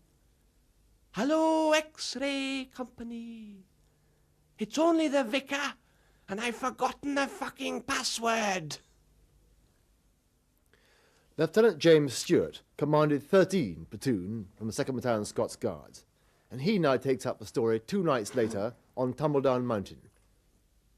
My company was the second one to advance onto Tumbledown, and the platoon's task was to advance up the gully on the left of the feature. The high spine of rocks in the centre of the mountain virtually isolated the platoon from the remainder of the company. We advanced up the gully 2 sections forward, one in the high rocks and one in the gully itself. The 3rd section moved up to the rear. The noise and flashes of artillery fire and mortar fire amongst us immediately created a communication problem between the sections, who were already having difficulty in negotiating the rocky ground. Almost immediately we came under highly accurate machine gun fire and sniper fire from sangers and men concealed amongst the many crevasses. 7 guardsmen were hit. My platoon sergeant and his bodyguard were killed whilst moving the 84mm team into a firing position. 1 guardsman was hit, but saved by his magazines placed in his breast pocket, and after completing a somersault and shooting past my left ear, he calmly stood up, dusted himself off, fired his rifle, and collapsed in a quivering heap behind a rock. Casualty evacuation became a problem as sniper fire prevented stretcher bearers reaching us. We moved the walking wounded down the mountain and rendered what aid we could to those we couldn't move. The platoon was confused and totally disorientated. We couldn't see who was firing at us and we'd lost all the momentum. The guardsmen didn't want to fire for fear of hitting each other, and this delay could have been critical, as it allowed time for us to think far too much about the numerous possibilities our situation opened us up to. I ordered the right-hand section to move round and eliminate any snipers they could. And with a great cry of "Follow me," the section's second-in-command set off and blithely stepped off the edge of the cliff. The Sangers were dealt with by 66mm anti-tank rockets, grenades, a hail of fire, and the bayonet, the one following after the other. One of my section commanders got carried away and removed an Argentine sniper from a crevasse with a 66mm rocket from a range of 6 meters. The initiative once again gained. Platoon advanced, clearing the rocks by firing into every likely place and following up again with the bayonet. This type of fighting placed a great deal of responsibility and pressure on the individual guardsmen, who were already tired and scared. But their attitude was that the battalion was on that bloody mountain and they intended to stay there. Finally, unbelievably, the noise stopped and the gully was clear. It had taken us 9 hours to fight for 200 meters of ground. We hurriedly rejoined the remainder of the company on the top of the mountain. Tired, with our ears ringing, we watched as the dawn broke and we could see Argentinian troops streaming back into Stanley. I felt no particular elation, just very tired. We had 50 rounds left between us and the platoon. The platoon also had 4 guardsmen killed and 3 wounded, but we carried 28 Argentinian bodies back off the mountain. During the nights 11th, 12th and 13th of June, the other objectives mentioned were successfully captured, all the battles being fought with equal ferocity. 4-2 Commando successfully captured Mount Harriet and Goat Ridge. 3 Para Mount Longdon, 2 Para with the SAS and the SBS Wireless Ridge, and the 1st 7th Gurkhas occupied Mount William. The Welsh Guards were now in possession of Sapper Hill. None of us will forget the morning of the 14th of June as we watched the Argentines, their will completely broken, streaming back towards Stanley. 2 and 3 Para were ordered to follow up. The battalions moved forward, and shortly afterwards the British flag was run up once again over Stanley. Now that in fairly broad terms is how the campaign was fought. Now for some facts and figures. First of all, ship losses. Aircraft losses. Casualties. So much for the facts and figures. What you've not heard about is the part that the arms and the services play. And we'll start by intelligence given to you by Major David Burrell, who was on the staff of General Moore. When the Argentine invaded the Falkland Islands, we possessed little basic intelligence on their armed forces or their capabilities. Time available to rectify this and to acquire sufficient current intelligence with which to support operations was very limited. Set against this backcloth, the achievements were considerable. Sufficient background intelligence was acquired to enable our forces to familiarize themselves with the basics during the passage south. And as far as current intelligence is concerned, the strengths and the final locations of Argentine forces on the islands had been accurately gauged by the 20th of May, though we'd had 90% of the picture since late April. Contrary to some press reports, our strength assessments were accurate throughout, with the exception of Goose Green Darwin, where we did get it wrong. We got it wrong because there'd been a last-minute reinforcement, but we had predicted the likelihood of such a reinforcement. Whilst our knowledge of the broad situation on the islands was extremely good, it was less so in the case of the greater detail desired by battalion and company commanders. Once acquired, the timely dissemination of intelligence sometimes proved difficult, particularly below brigade level, due to communications problems. We had only 3 sources with the potential of providing the detail of individual defensive positions. These were tactical questioners, air photo recce, and patrols. Tactical questioners, of whom there were very few, did produce valuable information. But as some of the stories from the Argentinians were contradictory, assessing their reliability proved a problem.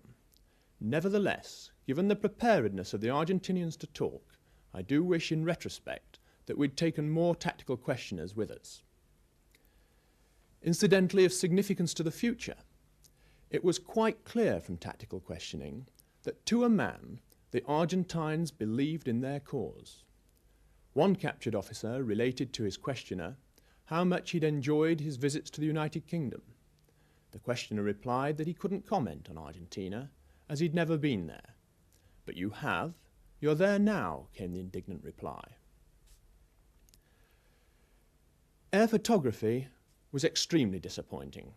Suffice it to say here that what we needed down there was a drone system. I think that the activities of Special Force and unit patrols were one of the intelligence success stories, producing as they did much detailed information, including extremely important negative information. Many uncertainties remained. Had the intelligence function been carried out professionally and uniformly at all levels, there would have been fewer question marks. But question marks there would have been. And quite frankly, one of the major lessons that we should all hoist in is that intelligence is not a definitive science. Unrealistic training and often inadequate education predisposes too many of our customers to expect and sometimes rely on the unachievable. As I've said, there were uncertainties, but the commander was satisfied that he had sufficient intelligence to go ahead. Events proved him right. The part played by Special Forces is told to you by Captain Chris Brown.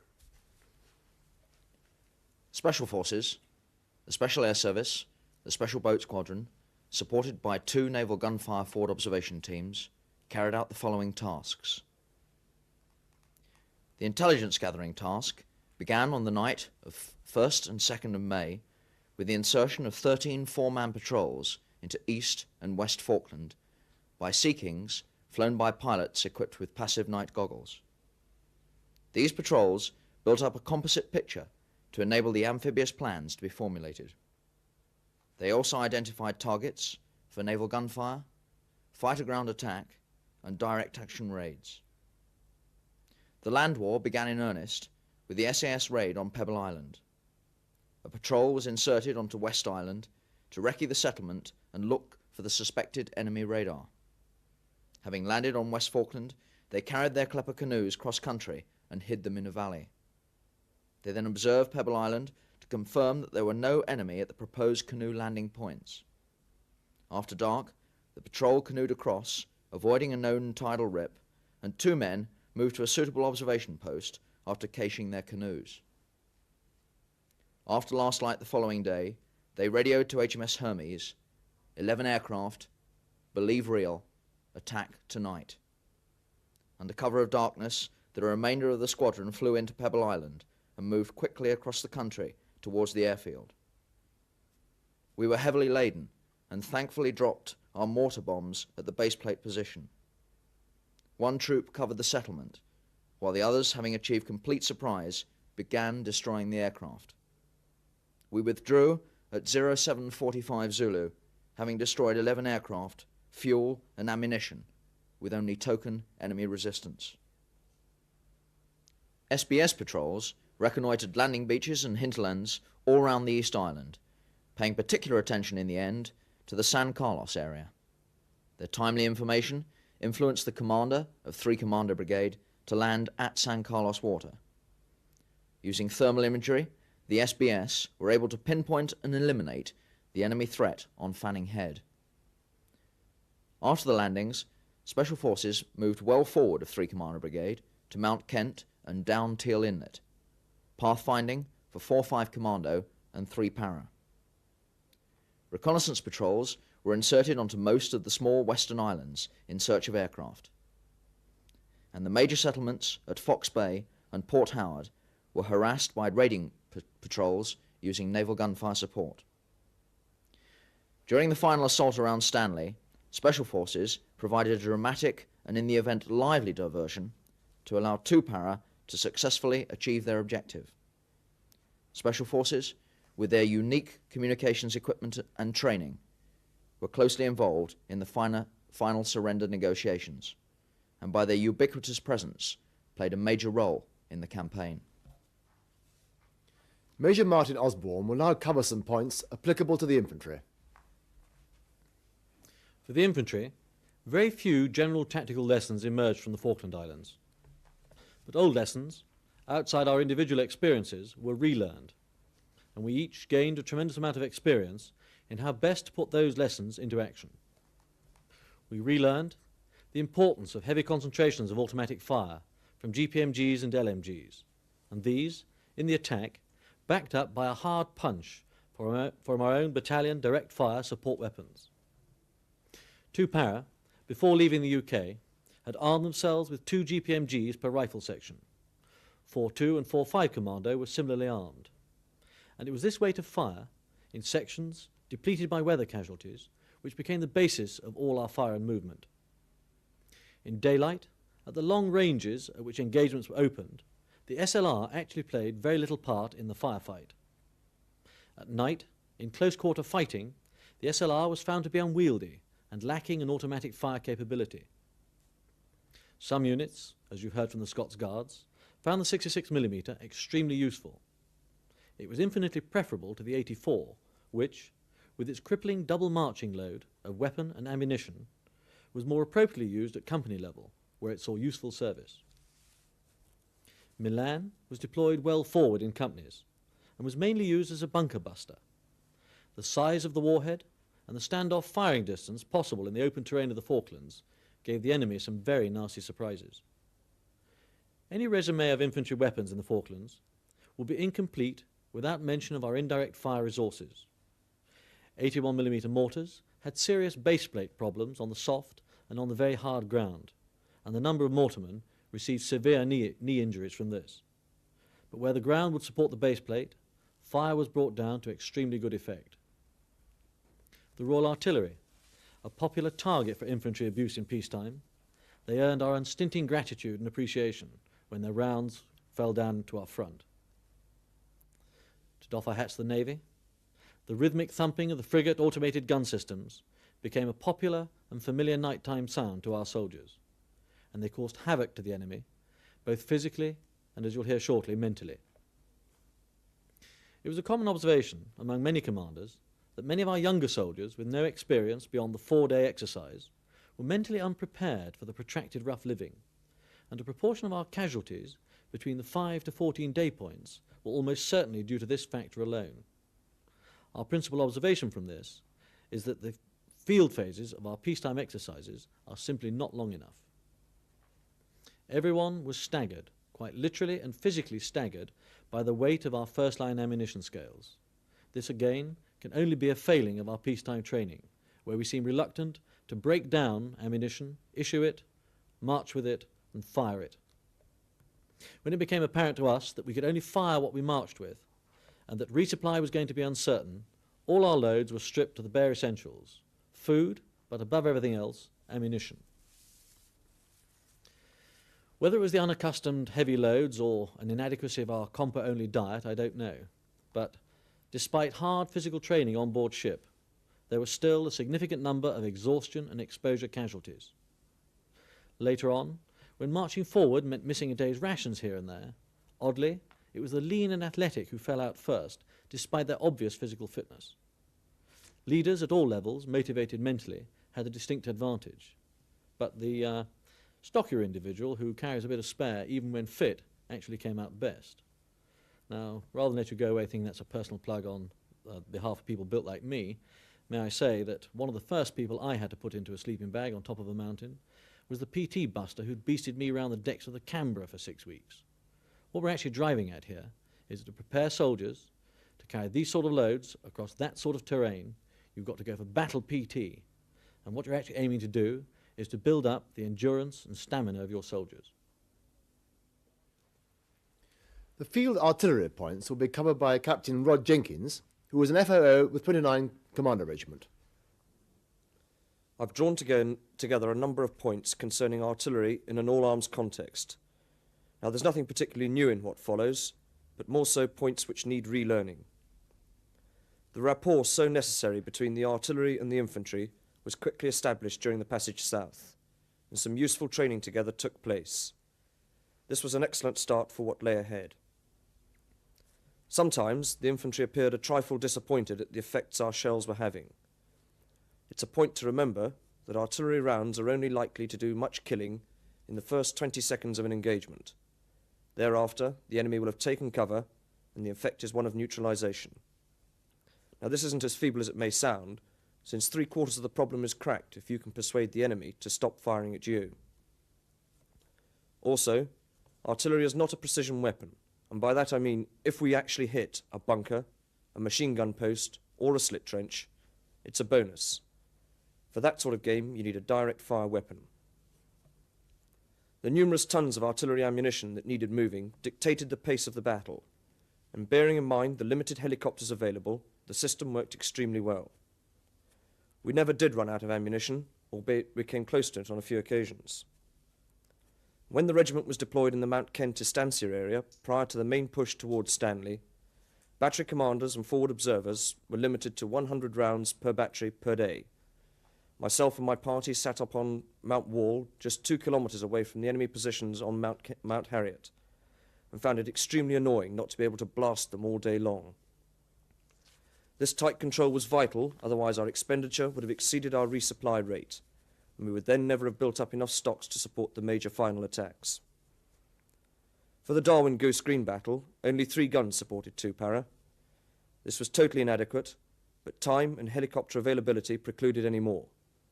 In retrospect, we needed a whole regiment there. A number of silent attacks were accomplished during this campaign, and there were good reasons for silent attacks.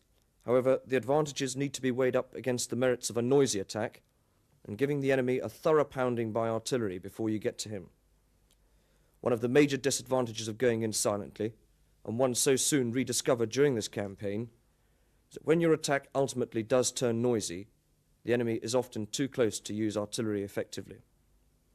It's interesting to note that the only battalion to do 2 attacks, and that is 2 para, went noisy from the start of their second one.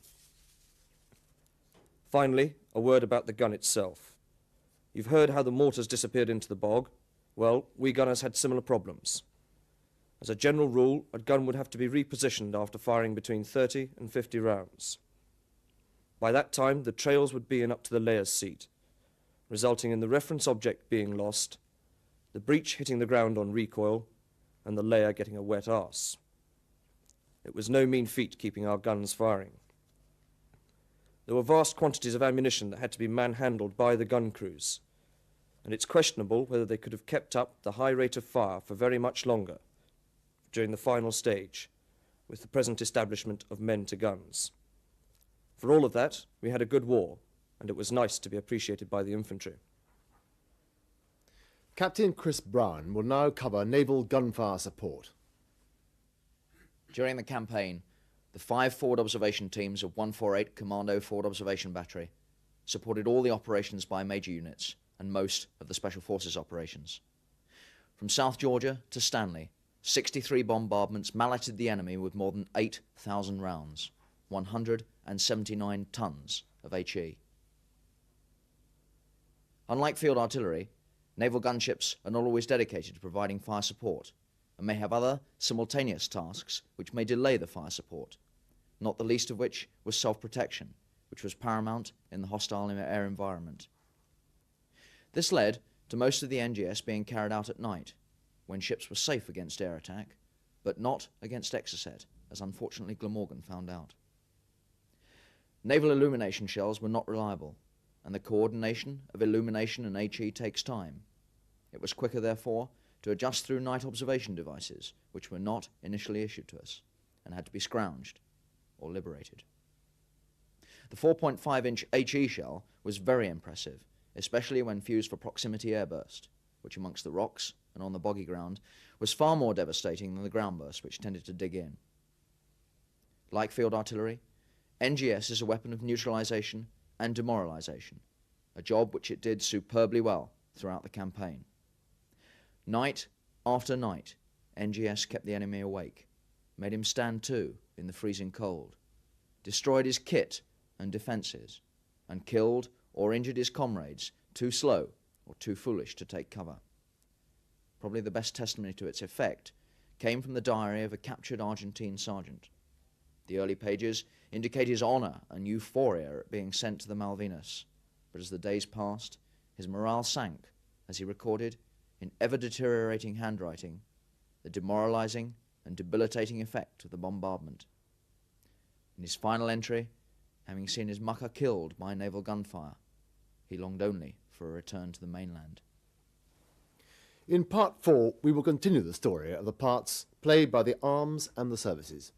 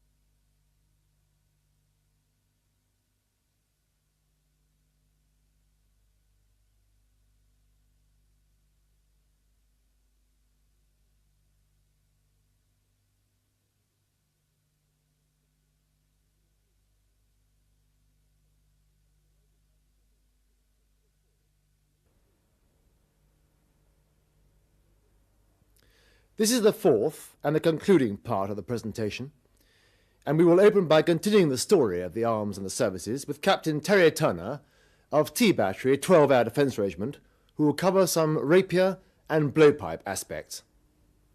After an initial settling-in period, Rapier performed very well indeed, and 3 Mirage and 9 Skyhawks were confirmed as destroyed, with 3 more possibles in the first 8 days. Nevertheless, it is not without problems, many of which could be described as peculiar only to the Falkland Islands. During the passage south, Rapier was loaded below decks on the LSL Geraint. The equipment was packed wheel to wheel in the hold and suffered high temperatures and constant vibration for 6.5 weeks. No testing of equipment was possible during the journey, and it is hardly surprising that equipment's serviceability in the first 24 hours after landing was only 50%. A live firing practice was arranged at Ascension Island, but was cancelled at the last minute. This was very unfortunate, as the battery had not fired for a year. Rapier fly-off commenced 2.5 hours after dawn on D-Day. Although the urgency of getting Rapier ashore earlier than this was fully appreciated, it was simply not possible due to the stowage plan. Our final deployment at San Carlos is as shown on the slide. Air raids disrupt deployment. For example, one detachment and its equipment found itself dropped in 4 different locations. Aircraft generally attacked in 4s or pairs and concentrated initially on the very exposed shipping in San Carlos water. Attack height was well below 100 feet and in many cases below 50 feet, at speeds up to 500 knots. From the operator's point of view, he was in many cases looking down at the aircraft and trying to avoid hitting our own ships when engaging, not entirely successfully as one of the LSLs discovered. On the credit side, on one occasion, 1 missile destroyed 2 Skyhawks. The hilly terrain degraded the performance of our surveillance radars, and targets were visually acquired at ranges of less than 3 kilometers, which meant reaction time was very short. The Rapier deployment, spread over 10 miles, posed many resupply and repair problems, and helicopter was the only means of access. Later on, with a troop at Teal and one at Fitzroy, the problems became harder. Denial of immediate second-line REME support for Rapier, which was shut out at Ascension Island, meant equipment repair, despite a greatly increased spares holding, was made very difficult. We treated with some suspicion a signal from United Kingdom concerning spares which suggested local purchase. Blowpipe was initially deployed at San Carlos, and 4 detachments remained on the LSLs throughout. Thereafter, detachments took part in all major land operations with their supported units. Blowpipe is a self-defense weapon designed to engage head-on targets. The majority of engagements were carried out against crossers or receding aircraft. Blowpipe worked well on head-on targets, but was obviously less successful against the other types of target. Blowpipe sighting was very often far from ideal due to the need to remain in defended areas rather than obvious fly lines. It is a heavy piece of kit to man-pack over long distances, and missile handling left much to be desired. The annual allocation of training missiles for Rapier and Blowpipe is 1 per operator, fired under the strictest safety regulations and in utterly unrealistic circumstances. We eagerly await the new target system. The area to be covered around the San Carlos water, because of the terrain, left gaps in our defence cover. In short, we needed more Rapier to do the job. Commander Tim Yarker will now cover fighter ground attack. Let me briefly outline offensive air support operations without resorting too much to the jargon of the trade. Sea Harriers carried out attacks on Stanley Airport, Goose Green, Pebble Island, and other strips. They also carried out anti-shipping operations most successfully, and all this in addition to their primary function of air defence. Harrier GR3 sorties covered the full range of offensive air support missions, surface interdiction being the most worthwhile of these.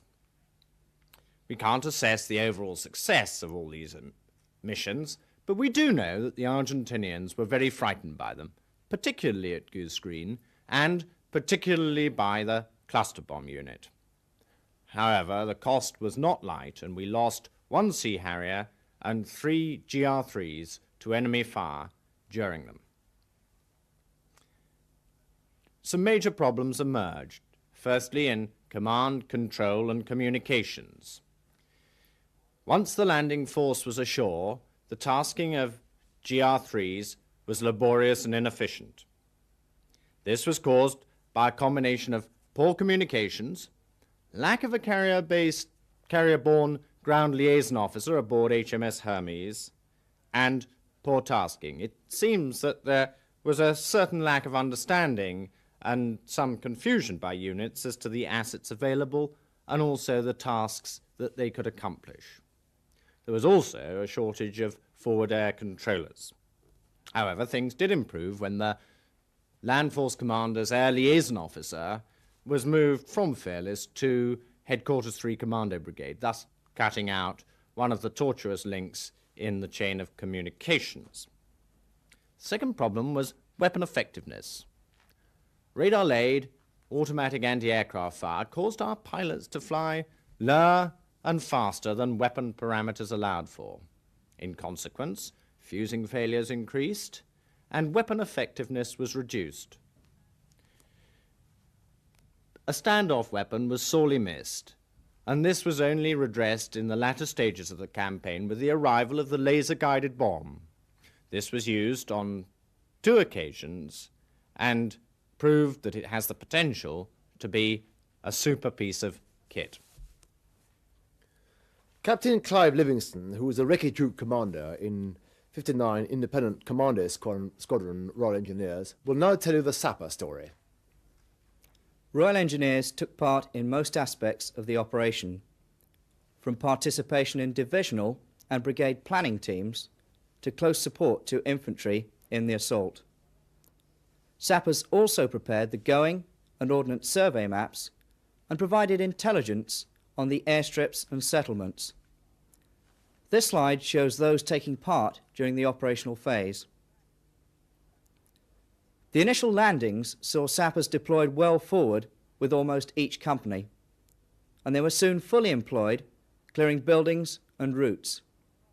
Once this was completed, command posts needed constructing, and beach exits and routes were opened and maintained using Class 30 trackway. Water points were next established. These tasks demanded flexibility and improvisation when stores were not readily available. Also in the beach support area, the combat engineer tractors were constantly in operation, expanding their role and often using their amphibious ability to refloat stranded landing craft. Being armoured, they were less vulnerable to air attack than other engineer construction plant.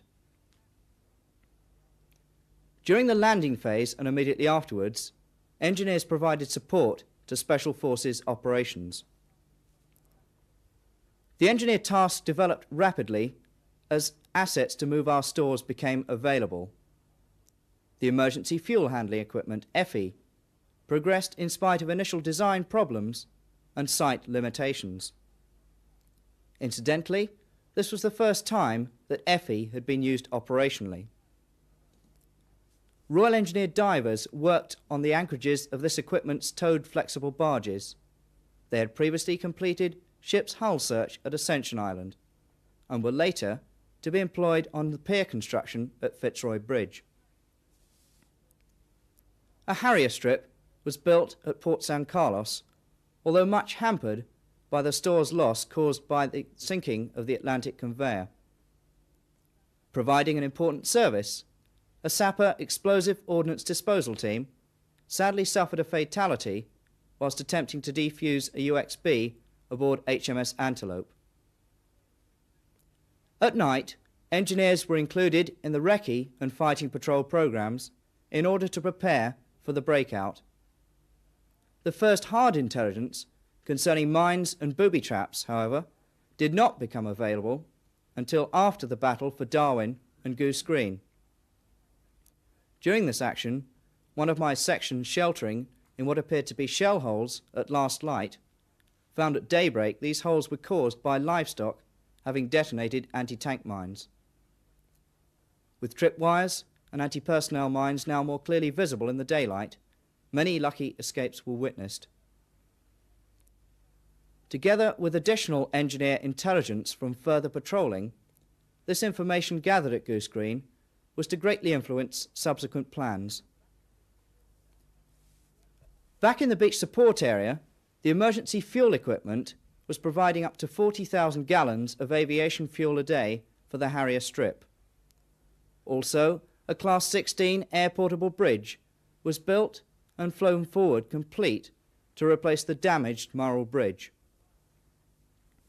Although not an entirely new technique, it provided many opportunities for improved experience. After the assault on Stanley and its subsequent surrender, the sapper tasks continued. Over 1,200 Argentine mines had been recorded as laid, and we were later to discover many more had been laid with no record.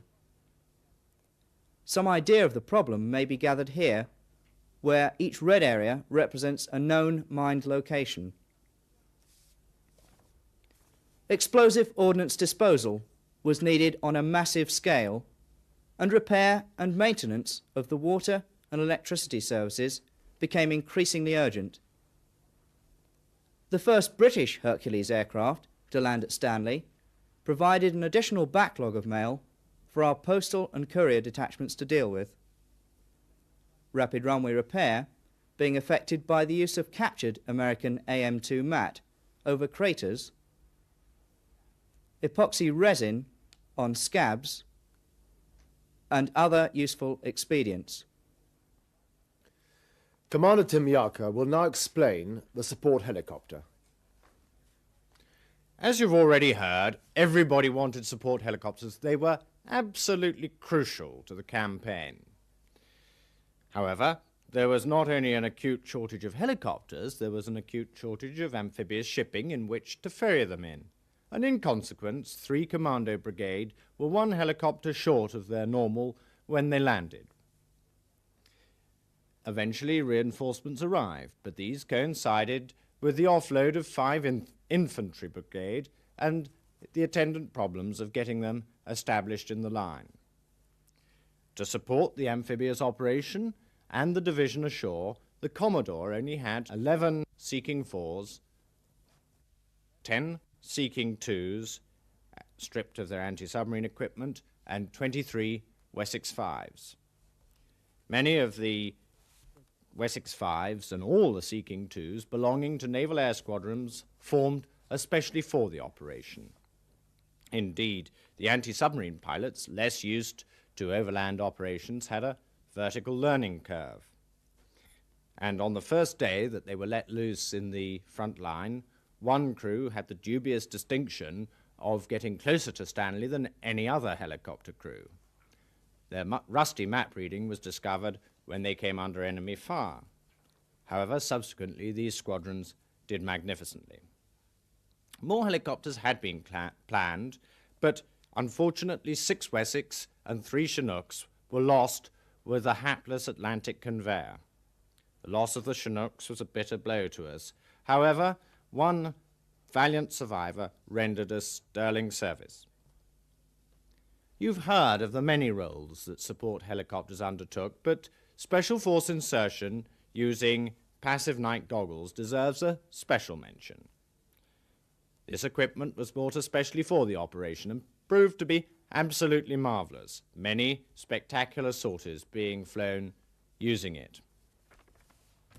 These many tasks taxed our resources to the limits, and although the aircrew flew prodigious hours in appalling weather and over hostile country, with the pilots almost dead on their feet with fatigue, and the maintainers producing absolutely exceptional serviceability, there was still never enough to go round. To make the most of our assets then, we ran a very tight command and controlled organization from HMS Fearless, with the naval and military staffs working in close liaison. It was not liked by our customers ashore, as it meant that they didn't have as many helicopters in direct support as they would have liked. But then, that would have been impossible to provide. We knew that command control and communications would be a problem. This could have been partially alleviated by the use of more mobile air operation teams on the ground working with the units controlling air operations. However, once again, there were just not enough to go round. Reliable, secure air-to-ground communications would have transformed the operation. But these too were not available, and we had to make do with unreliable and insecure HF, which, I fear, offered the enemy a certain amount of intelligence. In many instances, these difficulties were overcome at a local level, and it was very often the units that were used to operating with support helicopters that were best able to make the most of the meagre assets that they were allocated. The Seeking 4s proved to be invaluable, being reliable and versatile with good range and payload, ably assisted by the Seeking 2s, proving the need for a 24,000-pound helicopter in our inventory. The lone Chinook, with its 10-ton lift, was a godsend, and on one occasion it proved to be an absolutely superb troop carrier with 80 men strap-hanging in the back, like a tube train. Aviation fuel was an absolute nightmare. Apart from the FE, it fell primarily to the Navy to organize it. By using ships' flight decks, air-portable fuel containers, billow tanks, and the FE, we staved off disaster. But the Wessex and light helicopters needed fuel right forward if they were to be able to carry out their tasks. So, The lone Chinook spent much of its time ferrying air-portable fuel containers to Teal and Fitzroy from San Carlos. During the final battle, we knew that we were going to run out of aviation fuel right up front. It was just a matter of judgment as to whether it happened before or after the surrender. Unfortunately, we got it right. Captain Sam Drennan from 656 Squadron Army Air Corps now covers light helicopters. 3 Commando Brigade Air Squadron and 656 Squadron Army Air Corps, equipped with a total of 12 Scout and 15 Gazelle helicopters, supported the land operations. The Gazelles were fitted with SNEB rocket launchers for the campaign, but otherwise the aircraft were unmodified. On passage, much training was done for the normal rolls, and the SNEB rockets were fired for the first time at ascension. Light helicopters were used extensively throughout the campaign, but not in the conventional roles. AROP and Recce were hampered by lack of cover in the bad terrain, and there were enough foot patrols with better viewing aids to do the job satisfactorily and with less risk. The fact that the Argentinians hadn't deployed armour meant that there was no pressing need for armed helicopters, and although 17 SS-11 missiles were fired to good effect as highly mobile fire support, in general, the role was rarely used as the logistic effort and the reduction in payload were not warranted. The SNEB was fitted for self-defence, and although never fired in anger, did enable aircrew to operate more freely. The light helicopters really came into their own in the ammunition resupply and CASEVAC roles. During the initial battles, it became obvious that they were going to have to bridge the gap between the support helicopter drop-off point and the front line. To do this, a pilot was attached to the user unit where possible as a liaison officer and controlled the helicopters as necessary, often assisting their approach under friendly and enemy mortar fire. It was often difficult to tell the difference. Ammunition was shuttled forward and casualties back. Many sorties were flown during the height of attacks to within 300 meters of the forward line of own troops, or nearer, with surprising immunity. Indeed, there were many near misses from both small arms and missiles, but the only aircraft lost in this kind of forward support was caught by a Pucara during the Goose Green battle. You can imagine the reactions of his wingman, zooming along folds in the ground often no deeper than 20 feet, and using every skill at his disposal to avoid a similar fate. He luckily survived. Operations were also carried out by night. Landing lights could only be used fleetingly, and landing sites were designated only by a torch. Flying in the forward area was done by creeping along at low level, using the radio altimeter and relying on previous recce's and a fair bit of luck. 3 Commando Brigade Air Squadron were trained in passive night goggle operations, which gave them much more flexibility and enabled them to carry out night operations more easily. In summary, we had a useful war and learned some invaluable lessons. Now on to armour reconnaissance, which I will cover, as sadly we have no representative on the team from the Blues and Royals. Probably the most significant lesson to be drawn from the campaign was not a new one. Unfortunately, no command and control element deployed with the two troops of the Blues and Royals due to lack of space afloat. Consequently, advice to commanders on the capabilities of armour reconnaissance, its potential and handling was not forthcoming. Initially, armour reconnaissance was an unknown quantity and was therefore not used as much as it should have been. It was left to the troop leaders to prove their potential in a practical manner using their own initiative.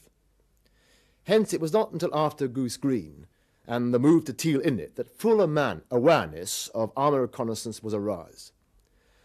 The remedy for this must lie in the acceptance by planners of a minimum deployment of a squadron for out-of-area operations, to advise commanders and to coordinate logistics. As far as the CVRT itself is concerned, the crews to a man found it an unqualified success.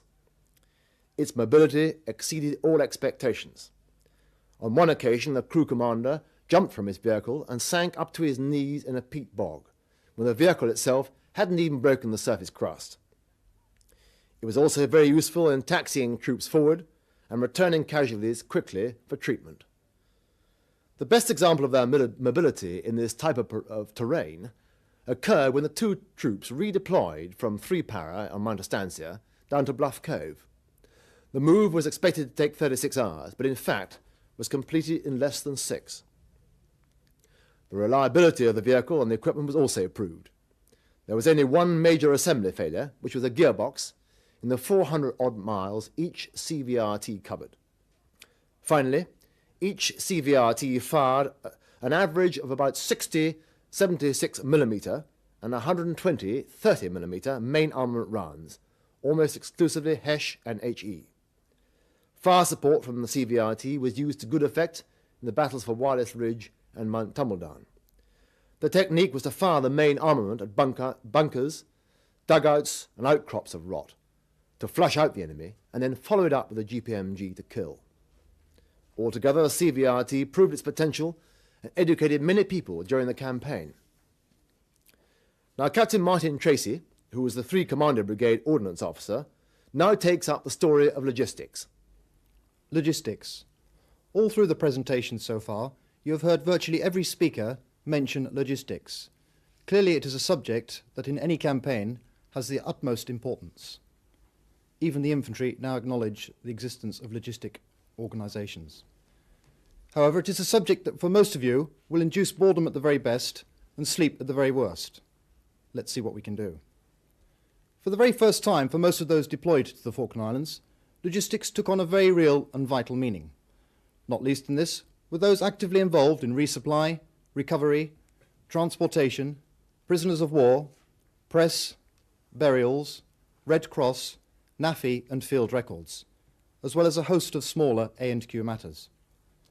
Let me begin by reading you part of an article that was published in a leading Sunday newspaper just after the campaign ended, and I quote, "Meticulous pre-planning also took care of ensuring that the right stores, equipment and ammunition were taken in the right quantities and loaded in the right order for use at San Carlos.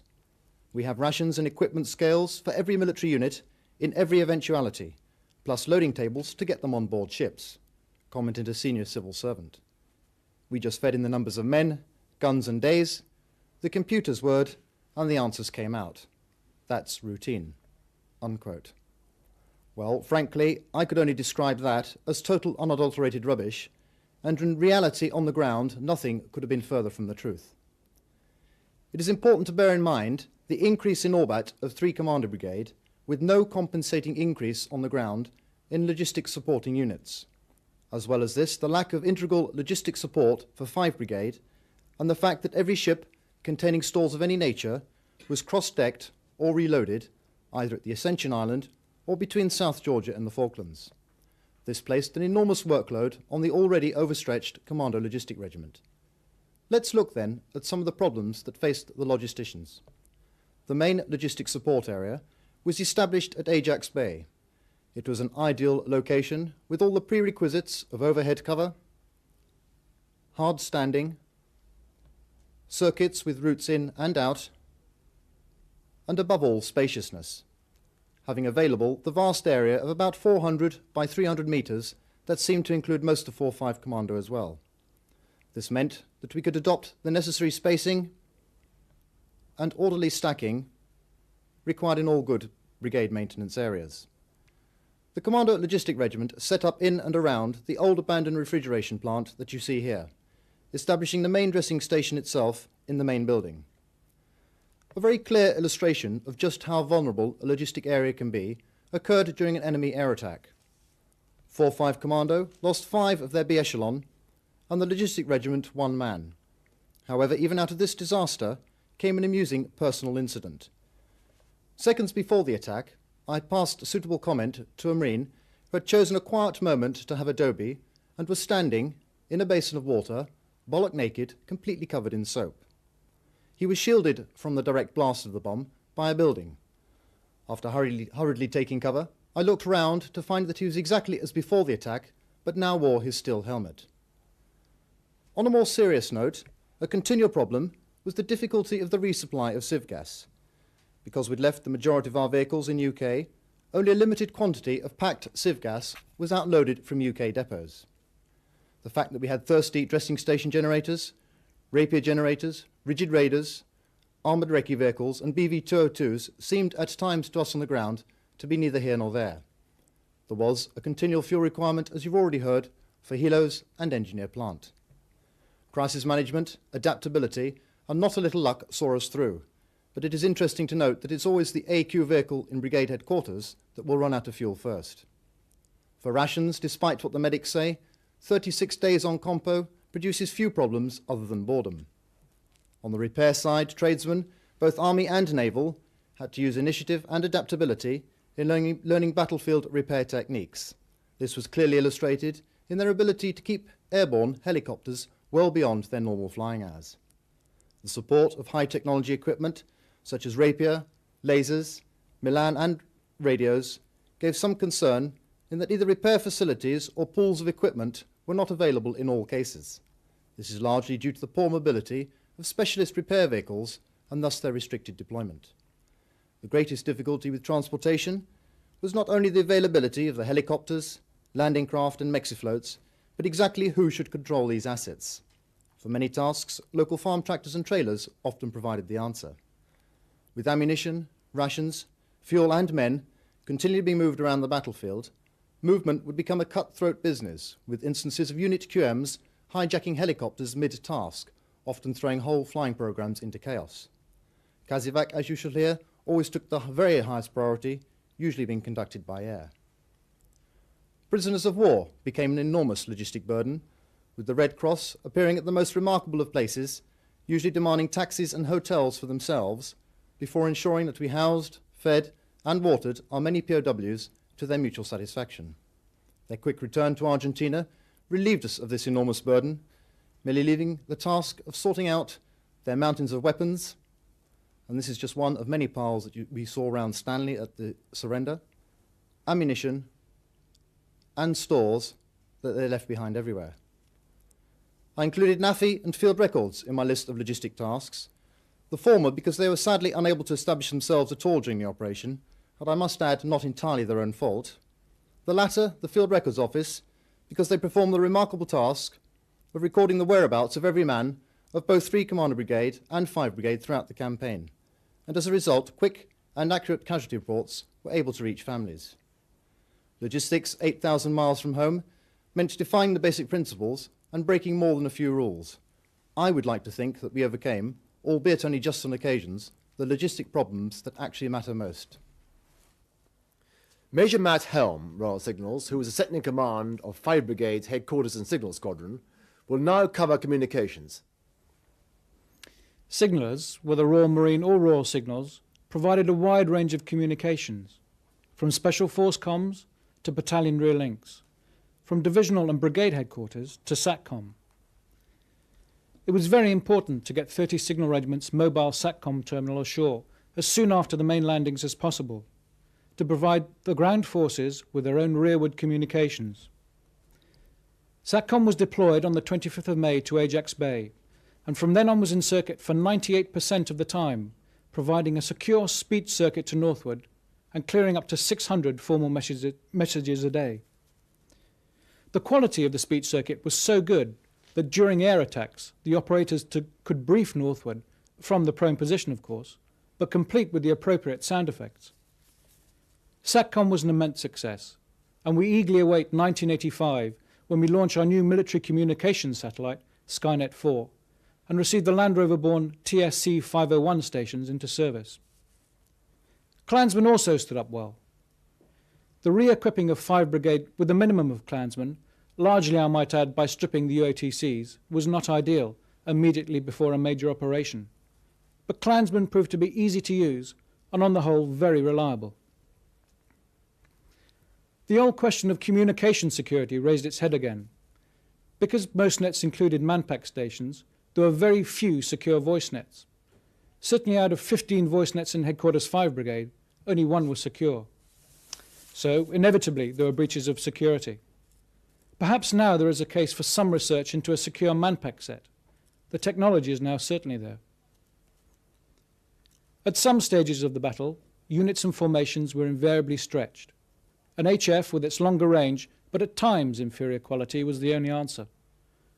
For example, when 2 Para moved forward from Goose Green to Bluff Cove, the only comms we had with them were HF. We had no facility to provide a VHF net, as a Rebro resupply helicopter had been shot down. We soon discovered that the CI and scan system was not battleworthy. The amounts of paper that battalions and formations produced on the QE2 was unbelievable. Some 500,000 foolscap sheets of paper. As you can imagine, reproduction of this kind of information is virtually impossible from a trench. Lastly, a problem felt by both 3 Commander Brigade and 5 Infantry Brigade was one of batteries. Because of the large amount of trekking involved, battalions could not recharge their own batteries. The plan of resupplying fresh batteries forward with the rations and returning the used ones did not always work well. Also, as you can imagine, lugging dead batteries around in your Bergen tended to keep morale down to a fairly manageable level. 3 Commander Brigade overcame this to a certain extent by having a limited supply of disposable lithium sulfide batteries, which lasted 5 times longer than the normal rechargeable ones, and in future perhaps they'll be available to everyone. To summarise, there were many lessons that we had to relearn, but it was encouraging to know that the new and established communications equipment worked well and stood up to operational handling. Finally, Captain Stephen Hughes, who was a medical officer with 2 Para, will now cover medical aspect. Happily, the medical side of the campaign was one of the major success stories, and whilst the National Health Service was grinding to a halt through industrial action, the military medical services were breaking all records. The medical chain of evacuation, like the logistic chain, stretched a distance of some 8,000 miles, from the bayonets at the sharp end to the base hospitals in the United Kingdom, and it involved in between the medical services of Army, Navy and Royal Air Force, but involved perhaps more importantly the actual members of the fighting units themselves. The first aid training on the journey south had paid dividends, and at sight of injury, first aid was started by the casualty himself or else the first man who got to him. Wounds were dressed with the intention of stopping bleeding, although at times inadequately due to lack of consistent and real practice. But the bitter cold helped, and by constricting blood vessels, reduced further blood loss. We then had to get fluid back into the casualties, and in 2 Para, we started this as far forward as possible. Each soldier in the battalion carried 1 pint of drip fluid, together with the necessary giving tube, into battle with him in the inside pocket of his smock. In the limited time available, we couldn't teach everybody to put a drip into a vein, but came up with a simple method, only slightly less effective. The solution was to insert the drip rectally by pushing 6 inches of the plastic tube through the anus. The soldiers thought that the rectal drip was hilarious in training, and they readily volunteered their mates for demonstration purposes. But on the battlefield, many a soldier was grateful to say, "Shove it up my arse." At Goose Green, all our wounded survived, and none arrived at the hospital in shock, which meant that surgery could be commenced immediately. Many a soldier has the idea that morphine is the universal solution for all casualties, but having given it, forgets the greater priorities of resuscitation and rapid casevac. Although each soldier carried morphine taped with inside his helmet, in my own battalion's case, the intense training paid off, and the lads soon learnt that a lot of casualties are so numbed by the shock of a wound that they don't in fact need morphine or any other painkiller. Thankfully, we didn't have any cases of morphine overdose, although some battalions did, and that caused problems on the operating table. When it came to moving the casualties back to the company and regimental aid posts, we found a glaring need for a lightweight stretcher that can be carried within the platoon, if not within the section. But where do you find the spare manpower in a 650 battalion to move 30 casualties when it takes 4 men to move each stretcher? Casevac was a problem both on and off the battlefield, and we thanked our stars for our own 7th Cavalry, the light direct support helicopters that came forward bringing ammunition and took our casualties back with them. The longest link in the Casevac chain was often from site of wounding to regimental aid post, and at times casualties would lie in the open for hours on end before the battle subsided sufficiently for us to be able to retrieve them. The speed with which the choppers then got them back to the surgeon saved many of those lives. Once actually back in the hands of the medical chain, the lads were on the home straight. Of over 600 casualties that passed through the Ajax Bayfield Hospital and the hospital ship Uganda, only 4 mortally wounded soldiers, and that includes one Argentinian, actually died. This efficiency of the medical chain was a tremendous morale booster, not only for the casualties who found themselves back home only days after wounding, but also, and of tactical importance, for their comrades still in action. I was delighted to be able to brief my platoons in Fitzroy that every one of our casualties from Goose Green was alive, recovering, and in the United Kingdom. And as the twin of one of my wounded soldiers said to me, "Trust my brother to get home and tell his war stories before me." Now that's the end of our gallop through the Falkland Islands campaign. One way or another, a great deal has come out of the campaign, much more obviously than we've been able to portray here. Of course, detailed studies are continuing. It certainly tested the system, and that's no bad thing. Mistakes were obviously made. They always will be. The fact remains the operation was a success, and we won. However, in the final analysis, where do we score over the Argentines? I would suggest our ability to mount and logistically sustain an operation 8,000 miles away. Inter-service cooperation. A high standard of individual training. A high standard of collective training from section to brigade level. Cooperation of all arms. Fitness. Leadership, discipline, esprit de corps. Determination and fighting spirit. Finally, let it be said, there was no one battalion, regiment, arm or service that won this war on their own. Everyone there had a part to play. Every unit was an indispensable link in that chain, and they all played their part admirably. Even then, as Wellington said, it was a damn close run thing.